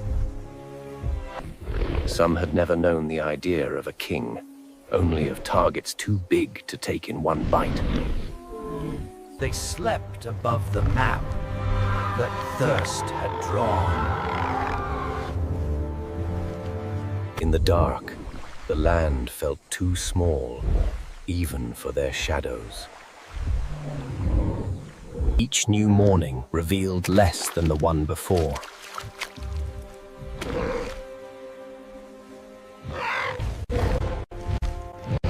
The drought had not ended. It had simply removed those who could not keep returning. Every path to the water was a layered story of who had made it and who had not. Even those who ate only plants were forced to sharpen their bodies into weapons. In this new world, retreat and sacrifice were the same movement.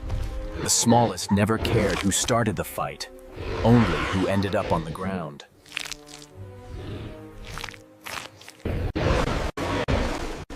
Even it began to realize that the land was too crowded for one ruler to truly hold. Those who had grown up in this lattice of hunger understood that there would never be enough. The sky began to look beyond the last known pool, not out of hope, but out of necessity. From above, it was clear that everything left alive was trapped inside this shrinking circle. The last king had already become part of the land's background. They had not found peace, but they had found a way to keep walking. Another day of fighting for water ended not with victory, but with survival measured in heartbeats. Sometimes, the smallest survived by stepping away from the center altogether. The land was not healed, and the drought had not lifted. It ruled less than the king before it, but it lived longer than many expected. Drought still waited. So did hunger.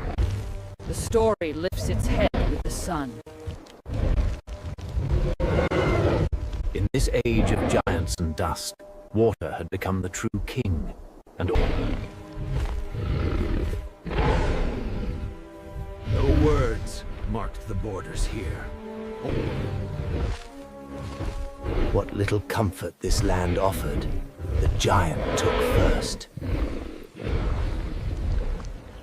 Even those armed with armor and spikes chose not to test the sleeping storm.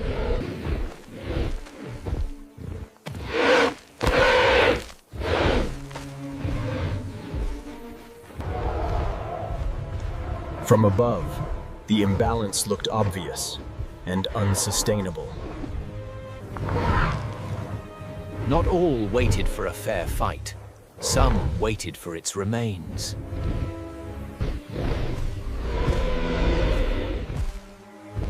Some days, they tasted more anger than water. Where one tyrant loosened its grip, smaller teeth tried to fill the gap. There was hardly room for those already here. There was none for those who came late. The land itself was forcing a decision.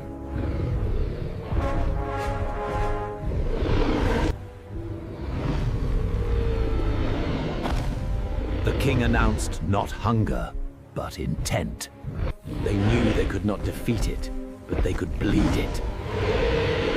Small teeth can still leave scars. This was no hunt. It was a reshaping of ownership. Even the peaceful carried weapons, whether they wished to use them or not.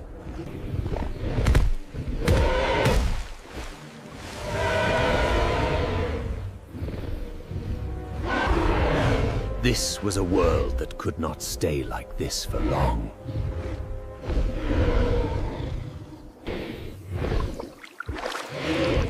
The first blow would not come from the largest jaws.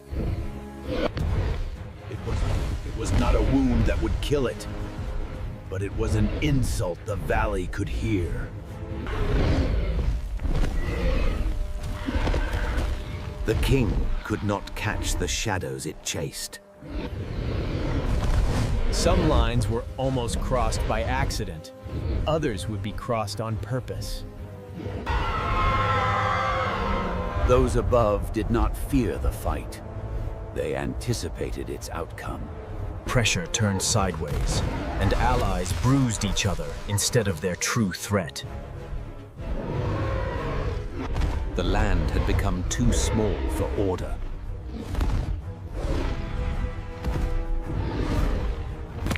Some paid the price simply for being in the wrong place between too many teeth.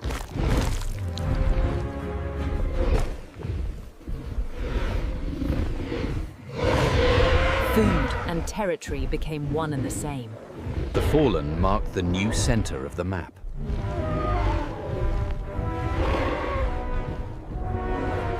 Some learned to live at the edge of another's rage.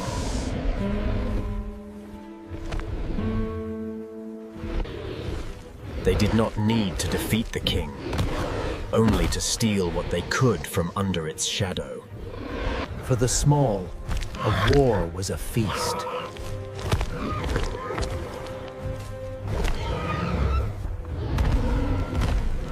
Every fall sparked new calculations in a dozen hungry minds. The battle did not claim it yet, but it carried the mark of a future meal. Some learn to survive in the spaces between another's hunger.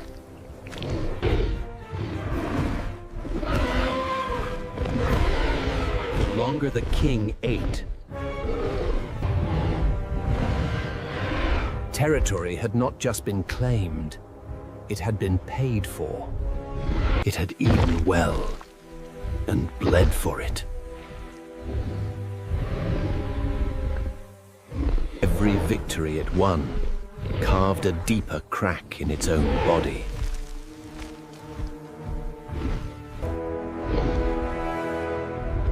For a time, its rule was absolute.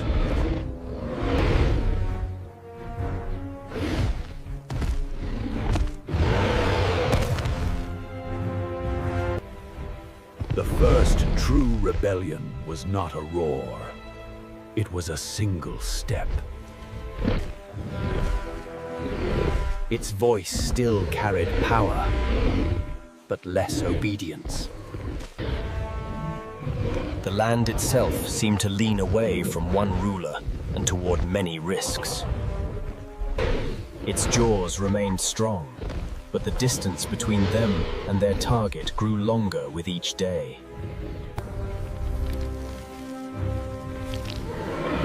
The land did not need another predator to weaken the king. They were no longer scavengers at its feet. They were thieves at its table. The king still held the middle, but it no longer held it alone. Those who had once moved only around it now began to move, as if it were just one danger among many. For the first time, the Sky Feeders touched its kill before it walked away. Dominance had become exhausting.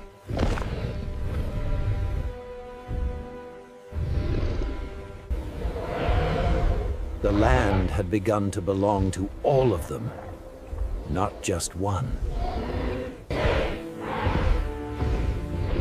It could no longer be everywhere at once. The pack began to wonder how far they could push.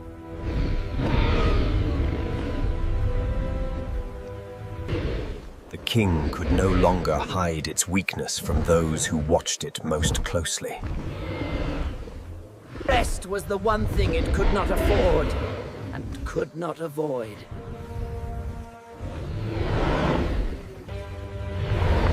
For the first time, the king slept without certainty it would wake unchallenged.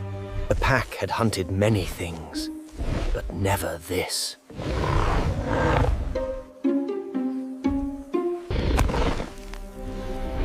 The boundary between boldness and suicide had never been so thin.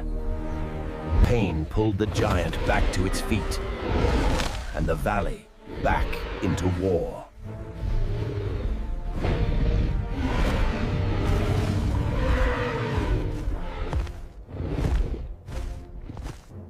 Every step forward cost more than it was worth.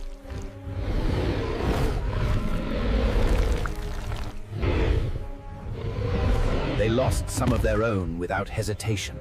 The reward was too great to fear the cost. The last light of the day witnessed not a hunt, but a dethroning. It still had rage, but less and less strength to give that rage. They had proved a point. Even if they had not finished the giant. The earth itself seemed to give way beneath it. It was not dead, but it was no longer untouchable. The pack had hunted the king the way it hunted anything too large to face head-on, piece by piece. The land had chosen not to kill it outright, but to reduce it. They did not celebrate, but they understood what the fall meant for their own lives. The smouthed mouths flocked to the largest fallen body. The weight pressing on their backs had not vanished, but it had shifted. Sky and earth both took their turns at what remained of the king. The fight for territory had claimed lives and reshaped the living space into something harsher, but more shared. Even in victory, the pack did not escape the price of daring. For one brief time, the sky's scavengers tasted more abundance than they had since the fire. The worst noise of the day had burned itself out, leaving only the slow work of teeth. It had not died, but it was no longer the center of the story written on this land. Fed and emboldened, they moved through the territory as if it belonged to them as much as to anyone.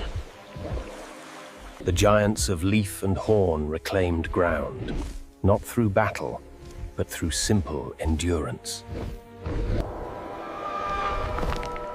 They had seen the old world burn and the new world bleed. Some of them would sleep well tonight, full and unaware of the future storms this balance would bring.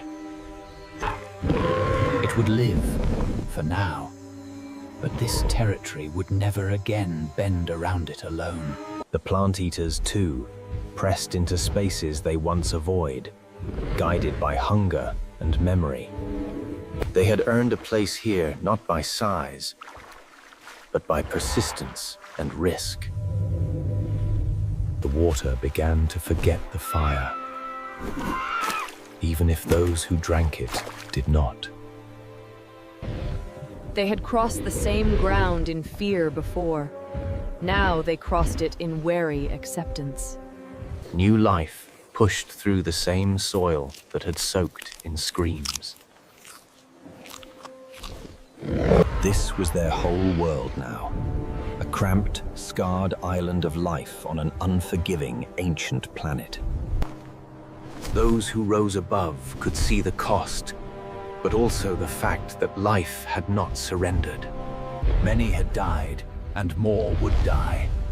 But the world did not belong to one jaw anymore.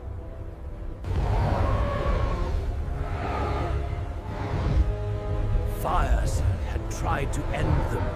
War.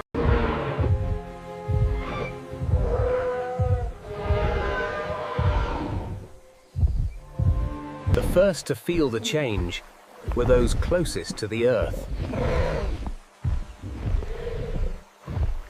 Before the sky darkens, the ground whispers its warning. Hunters, tuned to every vibration, felt the rhythm of the coming storm. The king of the valley felt a rival rising. A rival with no flesh and no fear. Above, the sky hunters watched a world they thought was stable. But the ground refused to stay silent.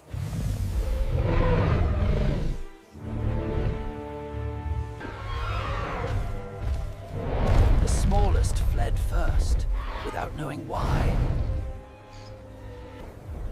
High above, the old mountains began to breathe again. What slept for ages had opened its eyes.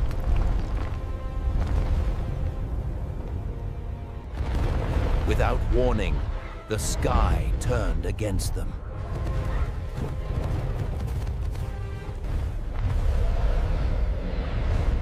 Even the greatest hunter knew when to retreat. Herbivores that once fought for leaves now fled side by side. The sky began to rain dust instead of light.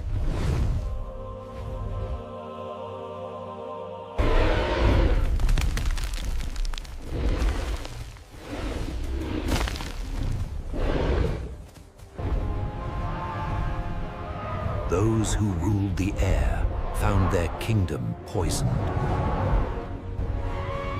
Those who ruled the air found their kingdom poisoned. Those who ruled the air found their kingdom poisoned.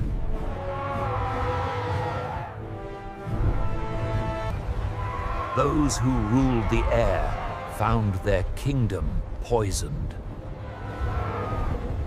They ran not from teeth or claws, but from a rising tide of fire and stone. Some still stole moments to feed, even as the world burned above them. They ran not from teeth or claws, but from a rising tide of fire and stone. Behind them, the mountains began to bleed. For the first time, the king's enemy was something it could not bite or break. Fire took its time, but it never stopped. Paths that once led to water now became escape routes. Quick wove through the chaos, guided by instinct alone. Even a titan found itself trapped by the shape of the world. For one moment, hunters and hunted all shared the same narrow road. Beyond the stone gate lay a valley, changed beyond recognition.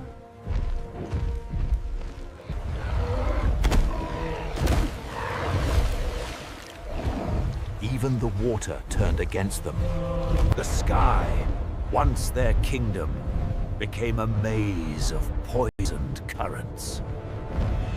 The small tried only not to be stepped on by the great.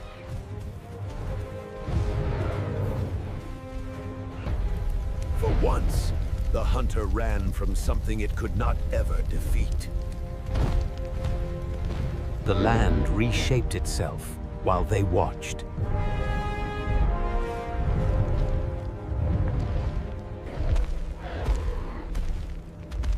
Those who once feared claws now feared the horizon. Every step hid a new danger.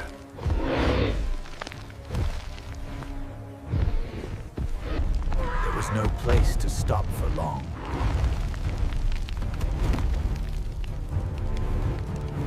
They all ran toward the only place that did not yet burn.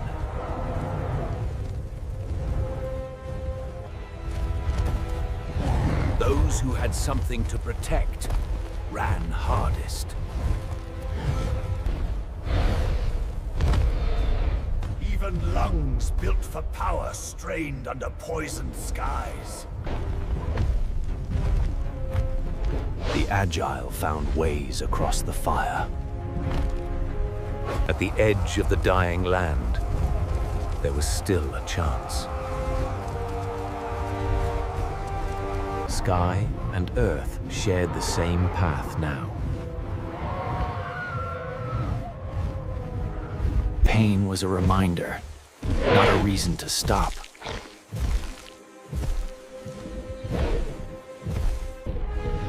The living map of the valley was rewriting itself with every step.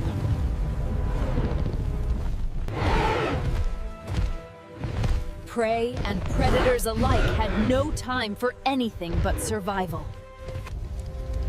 Behind them lay a world that would never return.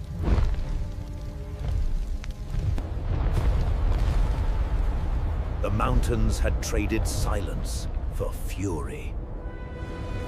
Each step upward felt like pulling free from the Earth's burning grasp.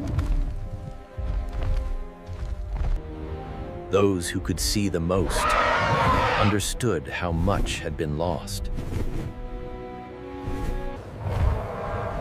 Those who rose above the fire now followed the only path that led away from it.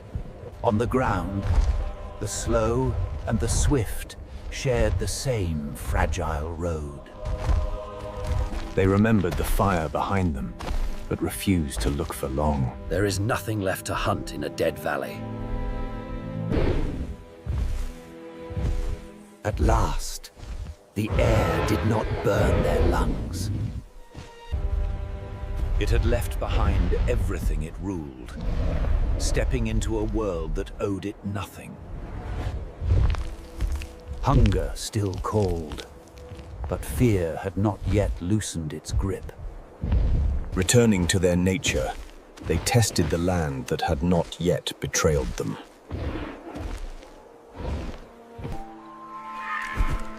Where the water still moved, life stubbornly clung to the current. For a brief moment, the world of ground and sky moved as one tide, flowing away from death. Its body carried the scars of old battles, but its mind remembered the fire most of all. Once rivals for the same plants, they now shared only the relief of still being alive. The earth tried to grow again, even as its survivors were not yet ready to notice. For the first time since the mountains woke, they paused long enough to drink. Even armor needed calm waters. The pack never truly relaxed, not even at the water's edge. Behind them, the world that raised them had become a grave.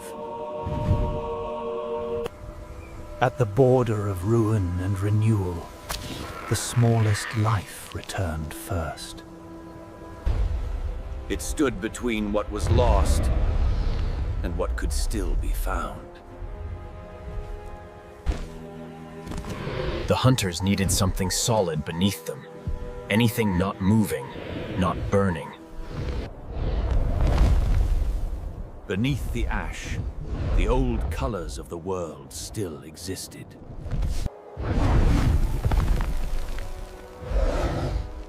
Beneath the ash.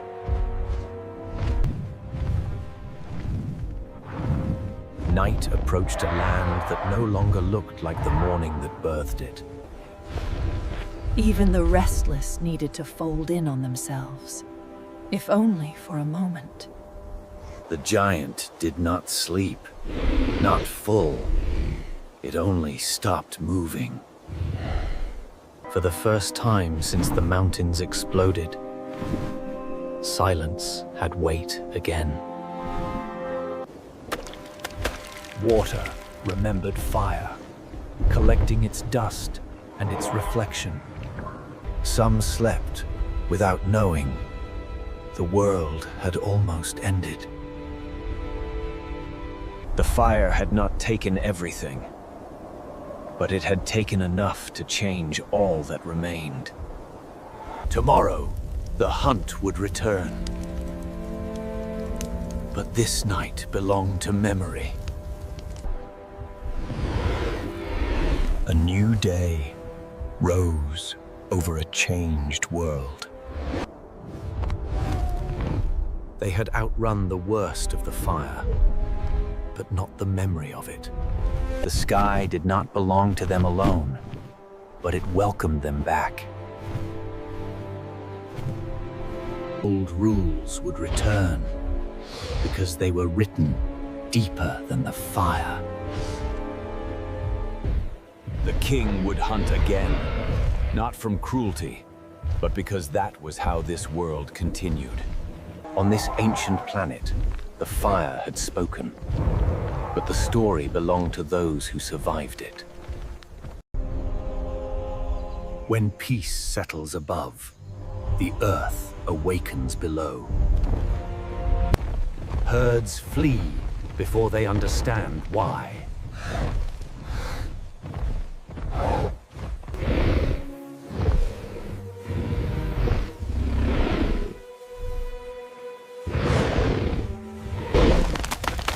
A hunter returns to its domain.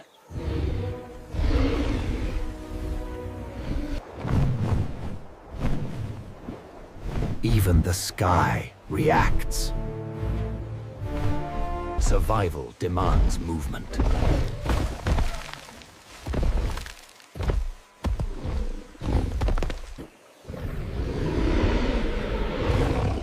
The hunt begins.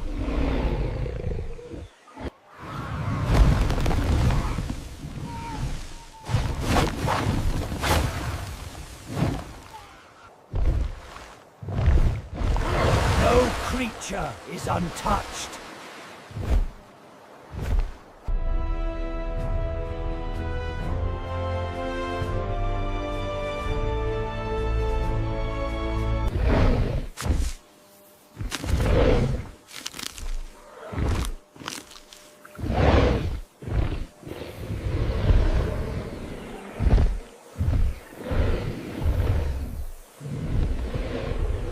Opportunists watch.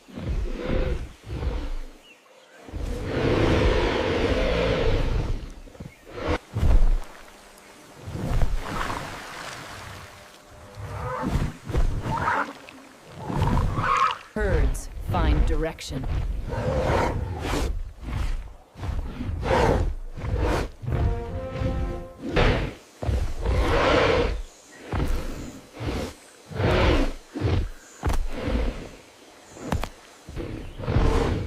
Instinct warns first.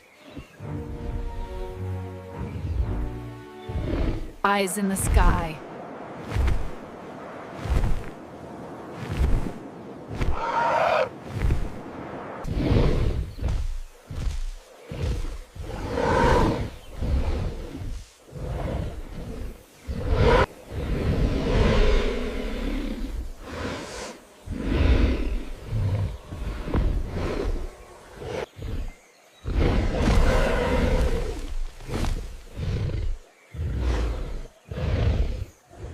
They wait for opportunity.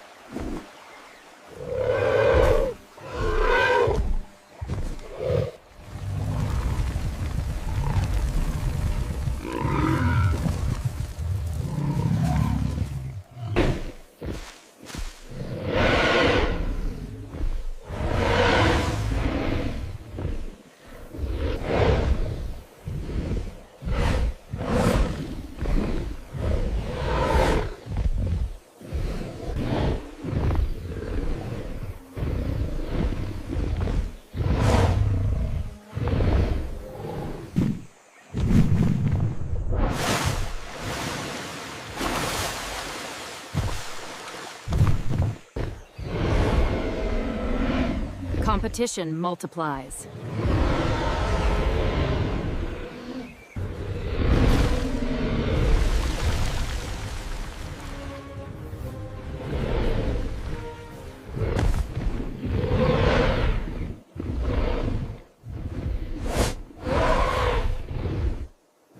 Speed from a titan.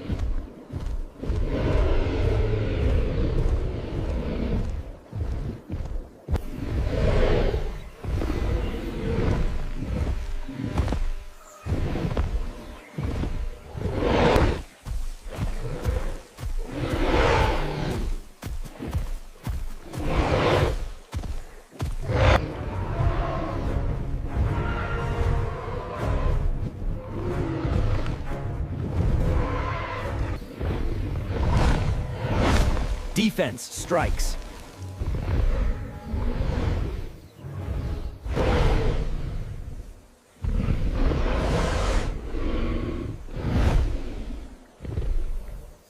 Scavenger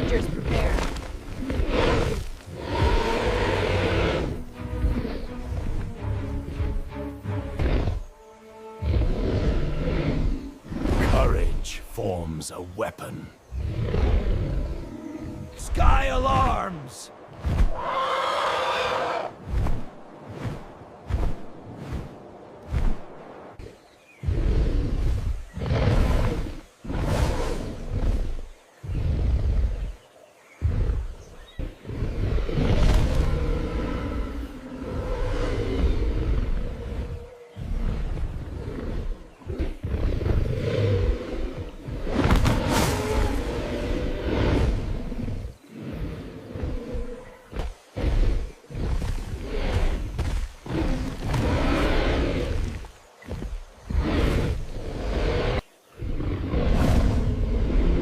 The king speaks.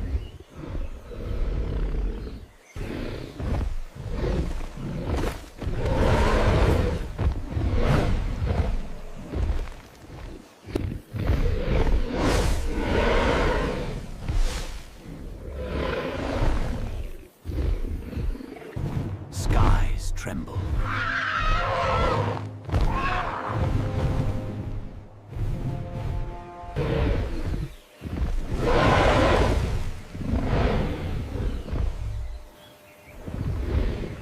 Greed among the small.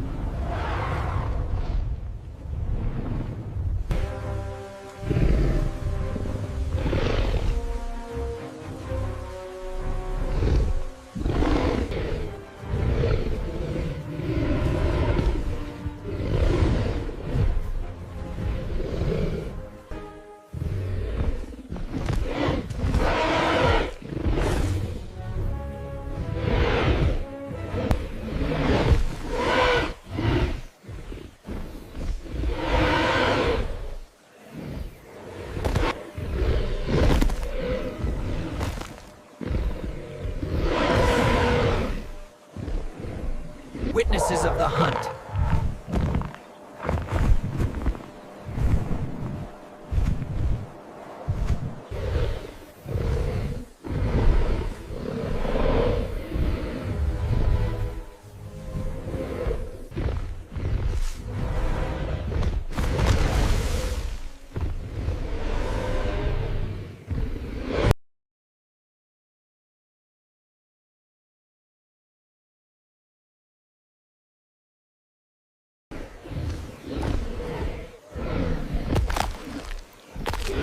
They thrive on chaos. The earth reacts.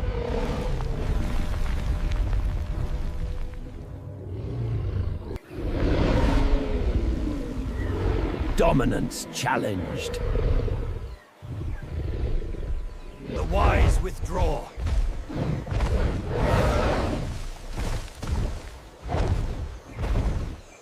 The shield exits.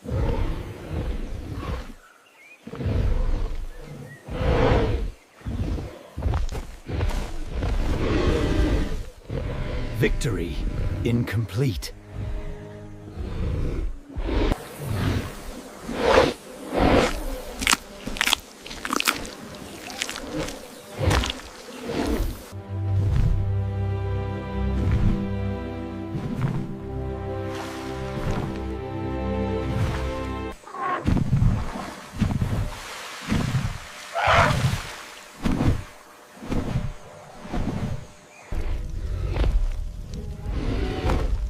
Strength remains.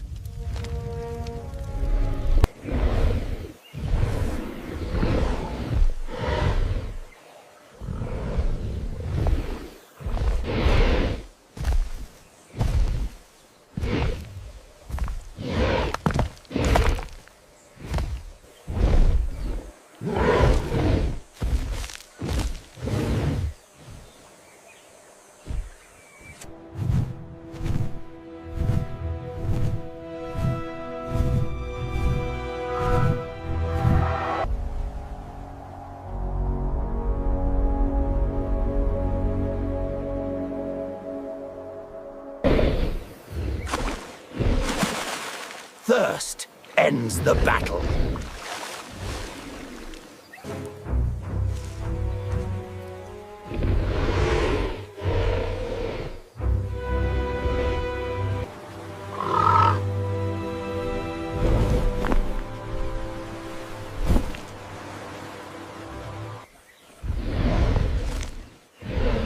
Life continues.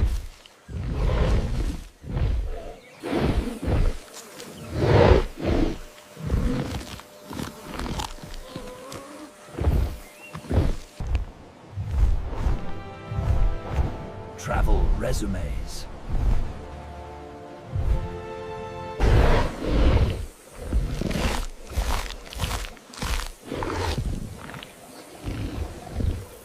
The king recovers.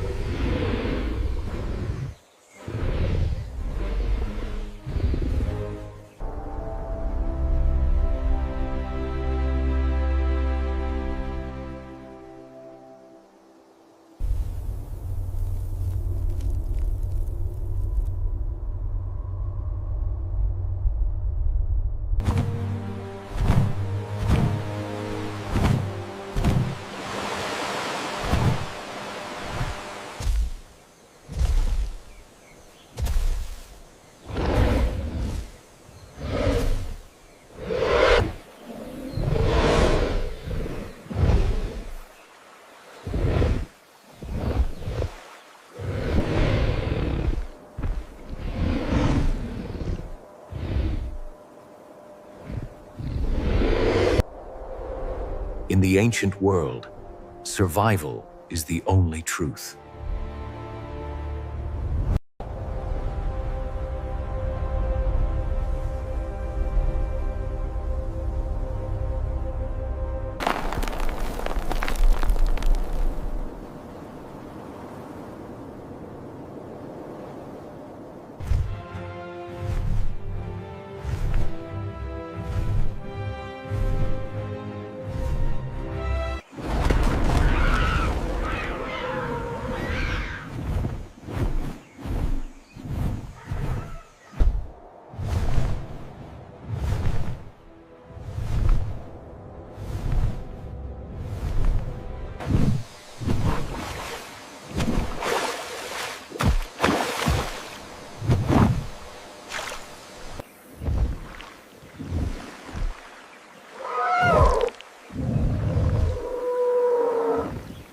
Travelers answer the land's call.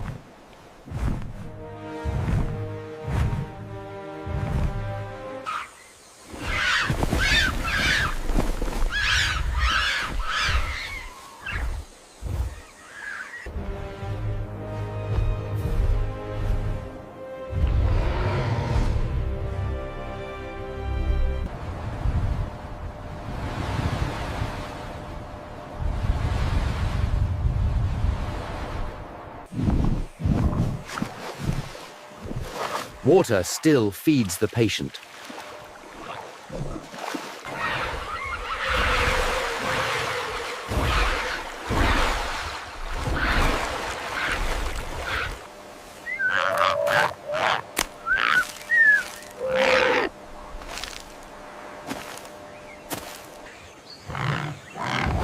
Colors mark territory.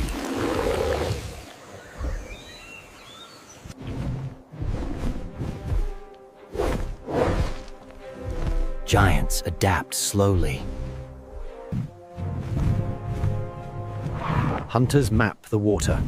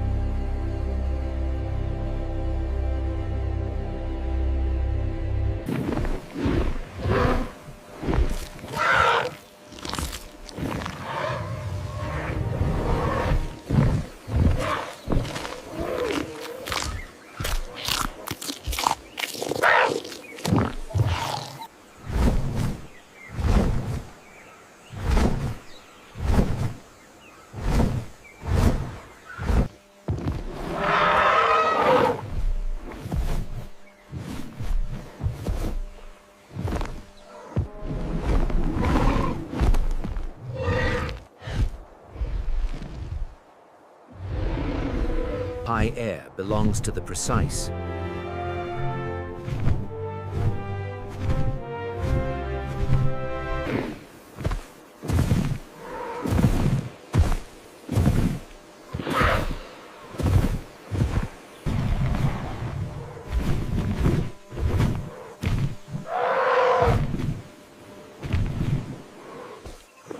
Territory begins with color.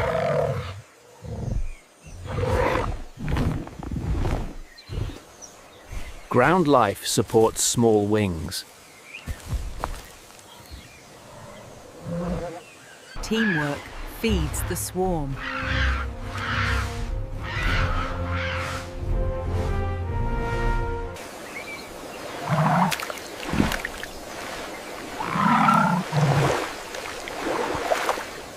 Changes hide both danger and reward.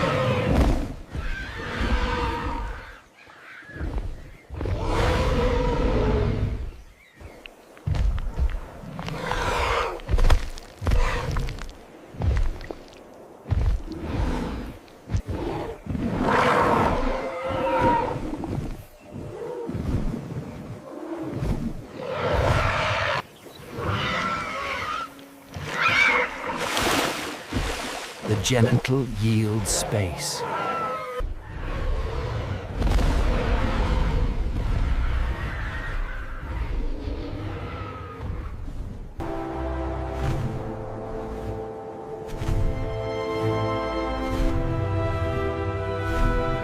Opportunity returns.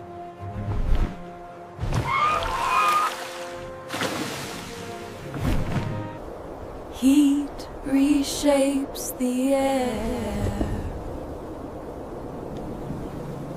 Balance favors the skilled.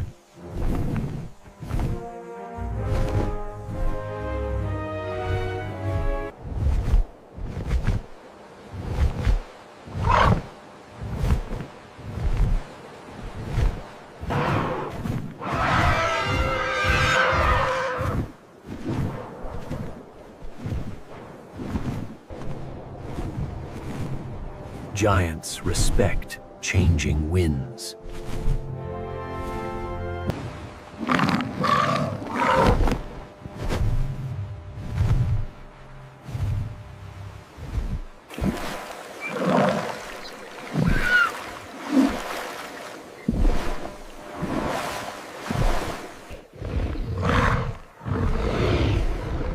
Predators read the shift. Skill recovers.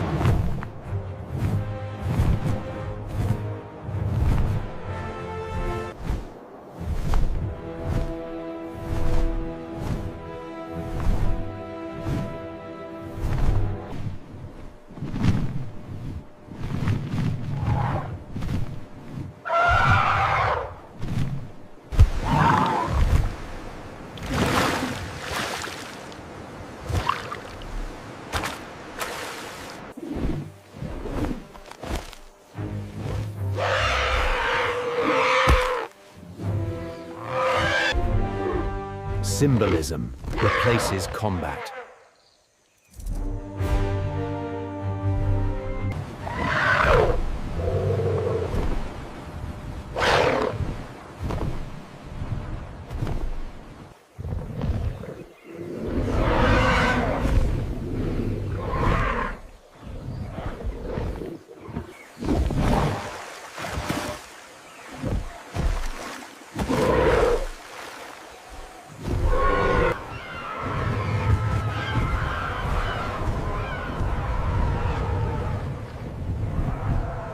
The ruler investigates.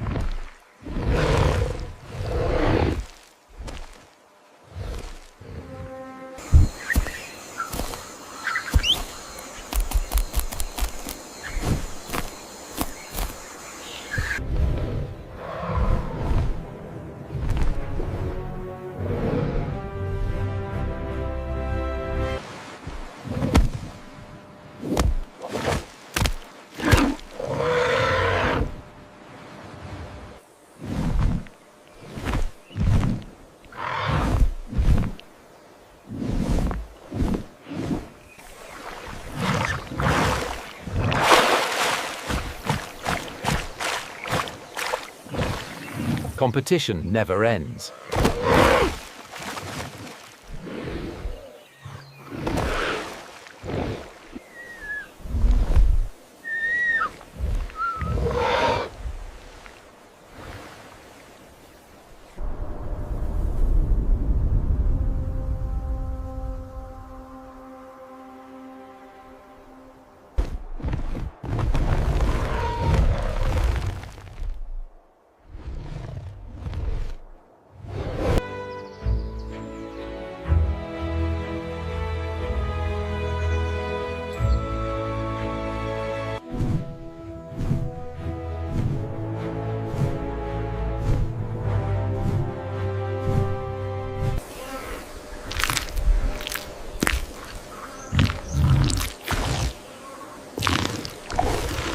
Life maintains rhythm.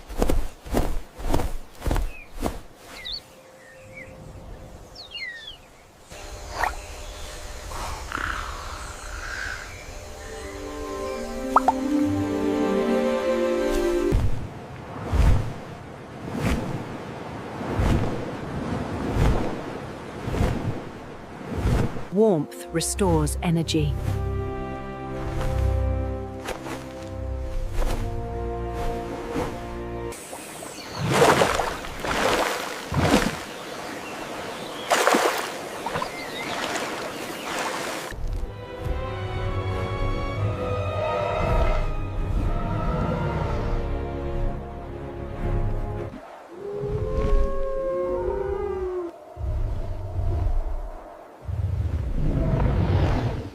Beauty rises from destruction.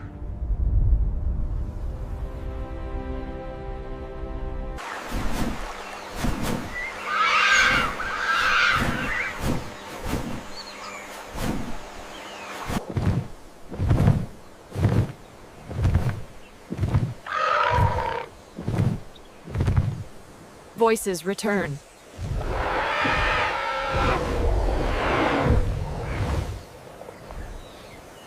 Journeys continue.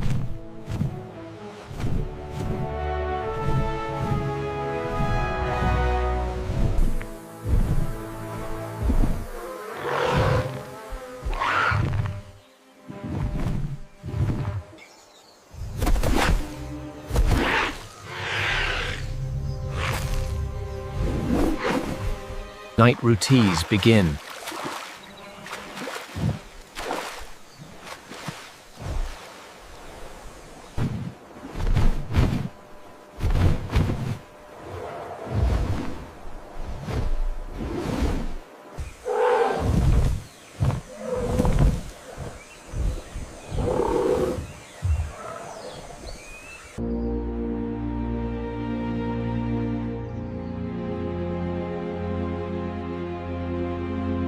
Even rulers sleep.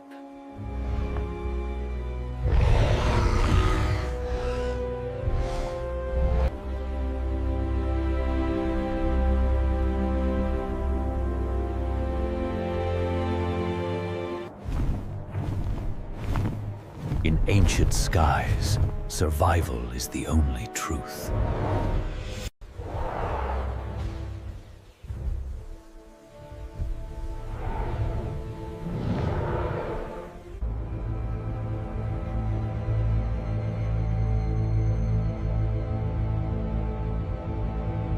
Even giants grew weary.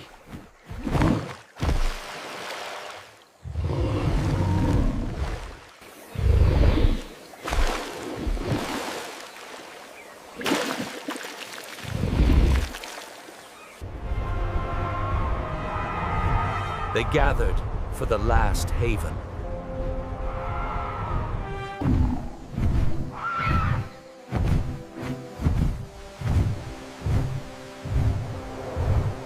Small wings claimed small shelters.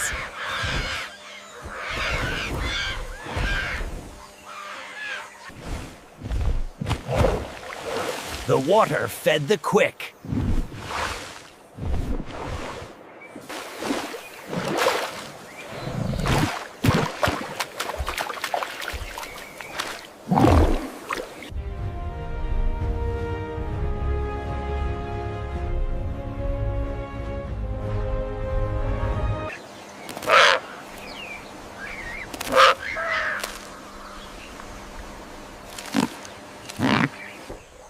and competition was natural.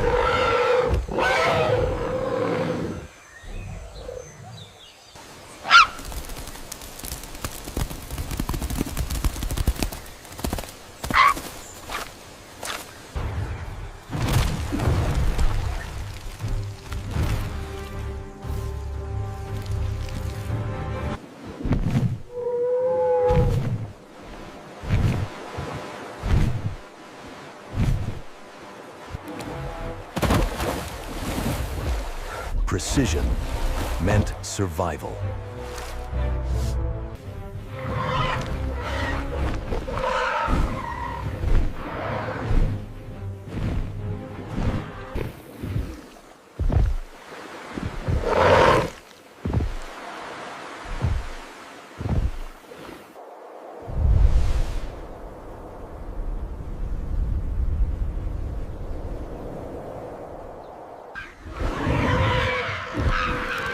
Fear traveled before danger.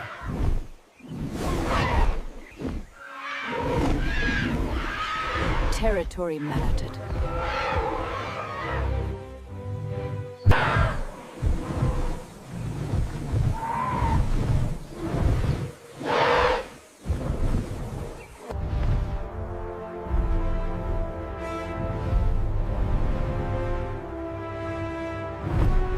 Balance held, barely.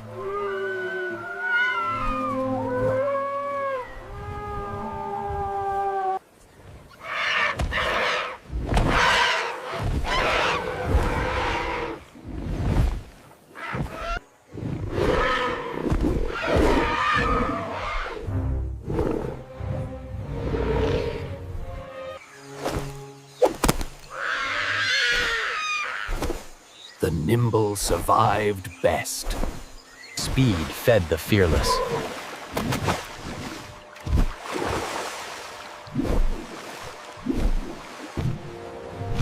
The hunter adapted.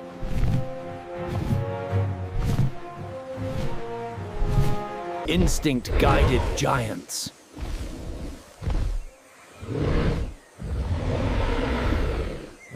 Every meal mattered.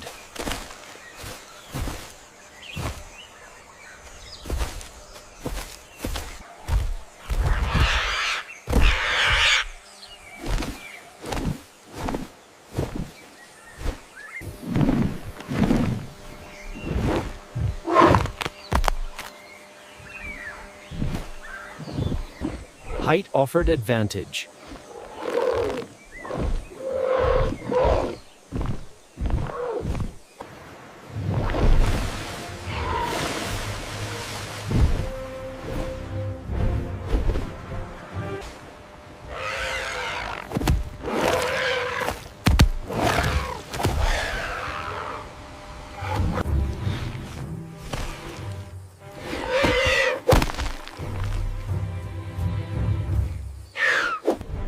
Predators conserved energy.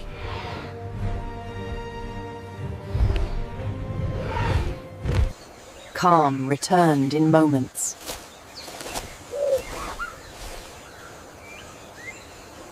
Exploration offered hope.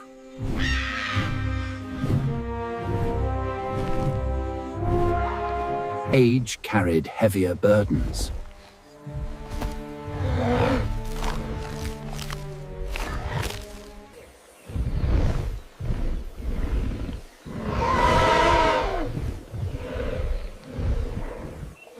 Small wings avoid big shadows.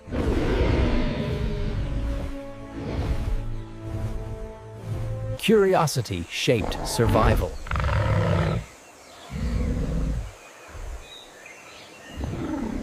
Scavengers watched opportunity.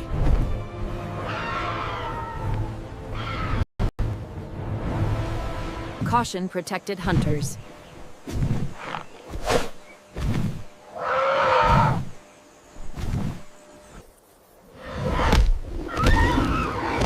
Weakness revealed itself.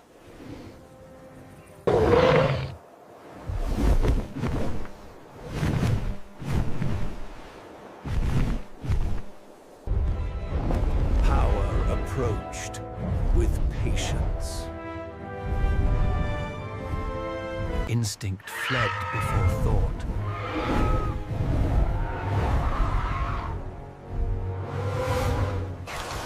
Safety came from shelter.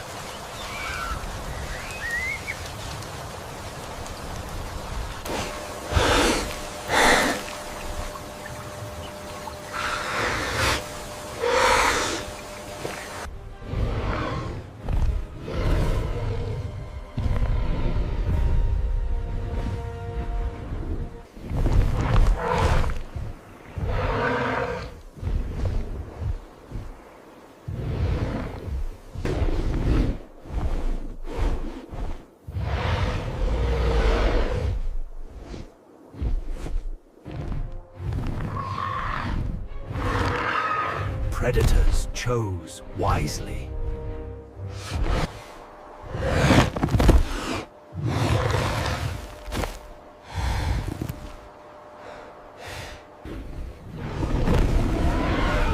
Survival favored the fit.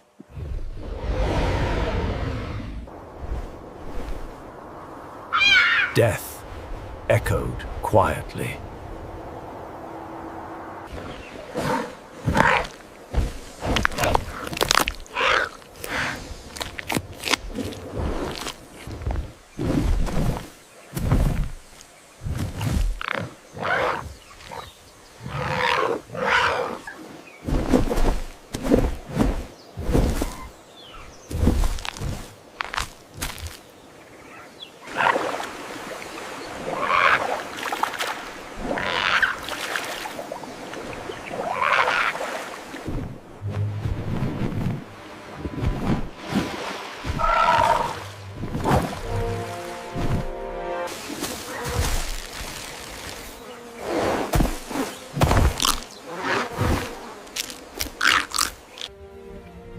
A ruler needed no hurry. Respect shaped distance.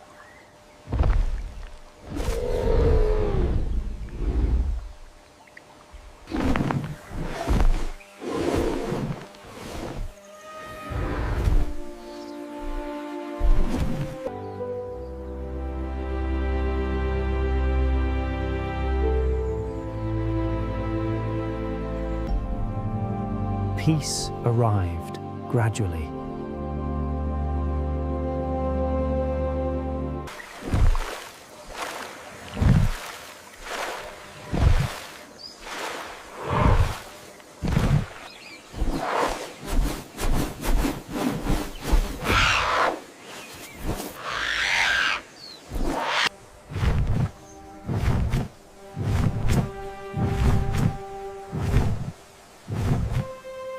Color reclaimed its beauty.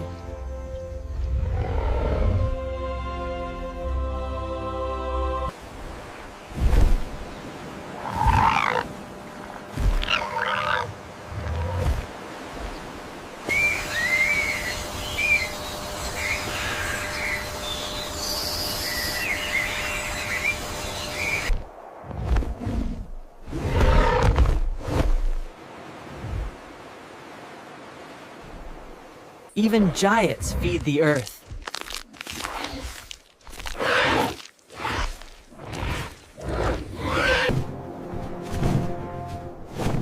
Wings found freedom.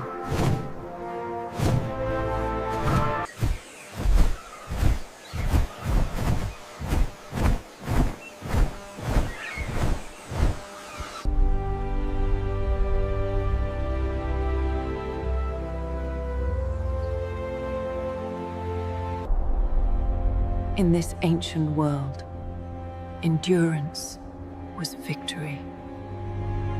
Before time had a name, hunger ruled the storms.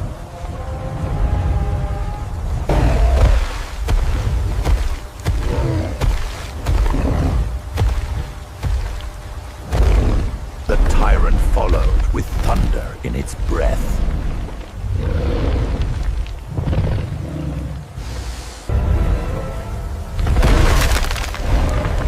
Nothing stood against its hunger.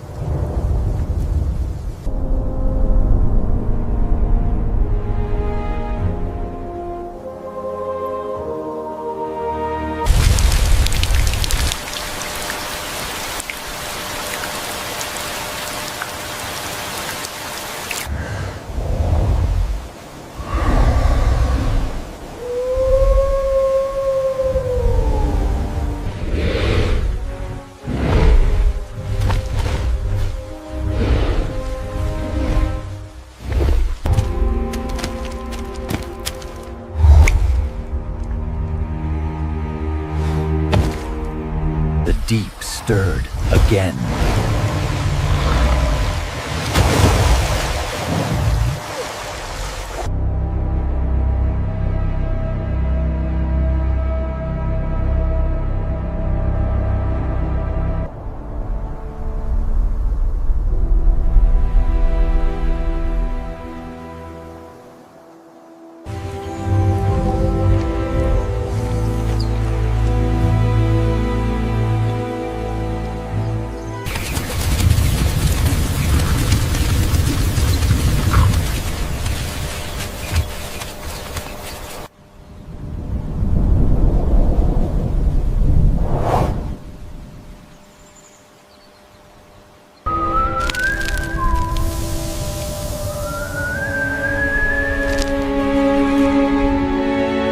Even giants felt the ache of hunger.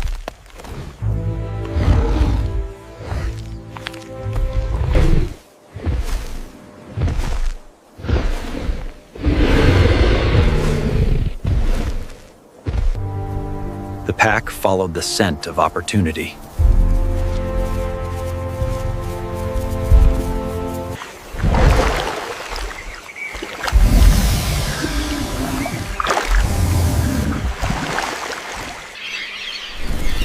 Borders faded under hunger's weight.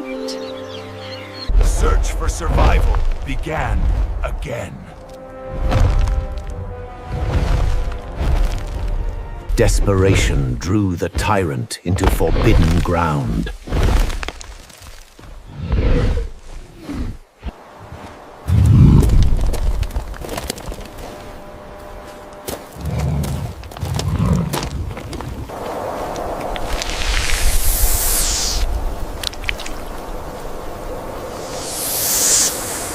Paths began to cross.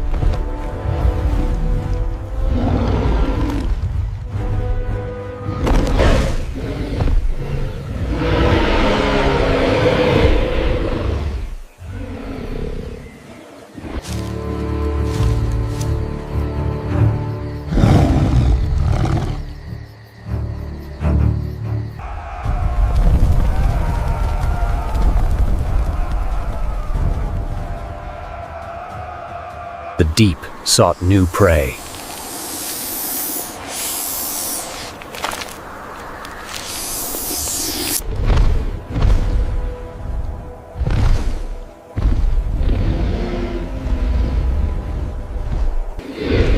Thirst pulled all creatures forward.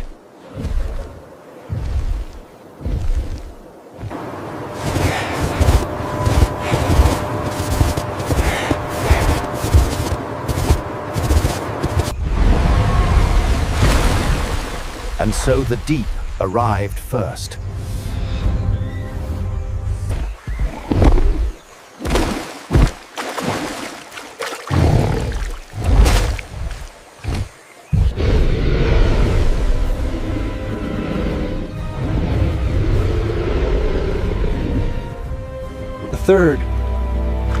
The third waited for the fall of kings.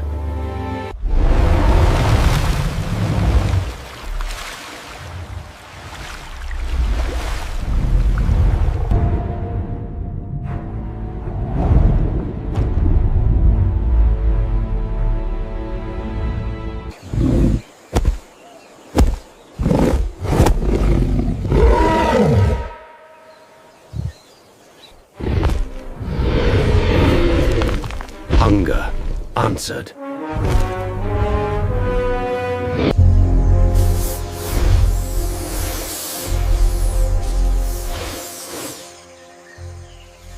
Shadows sought their opening.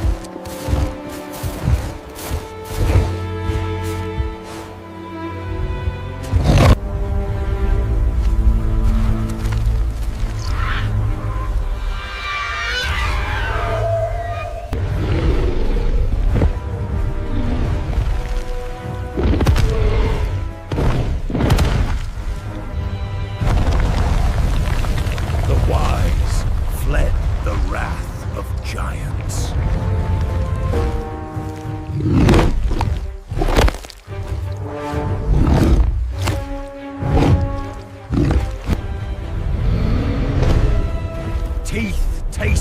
ancient flesh.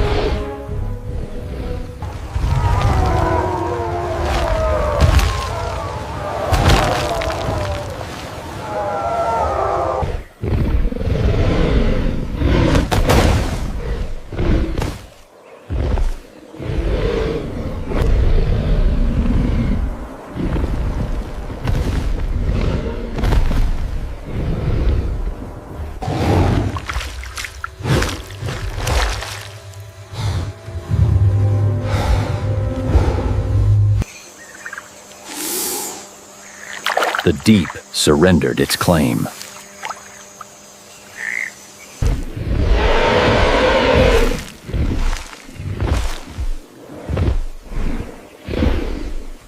The sky reclaimed its silence.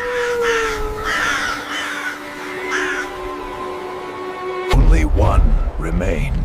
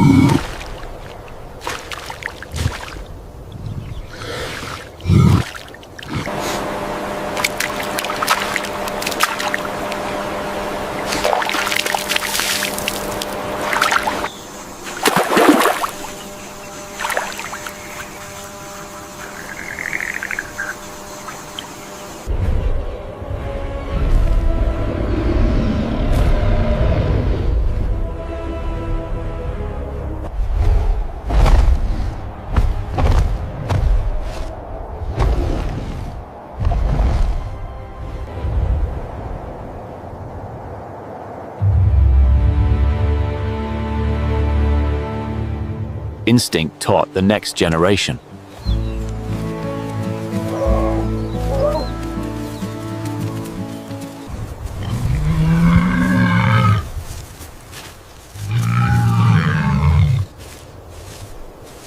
A titan watched the fragile world.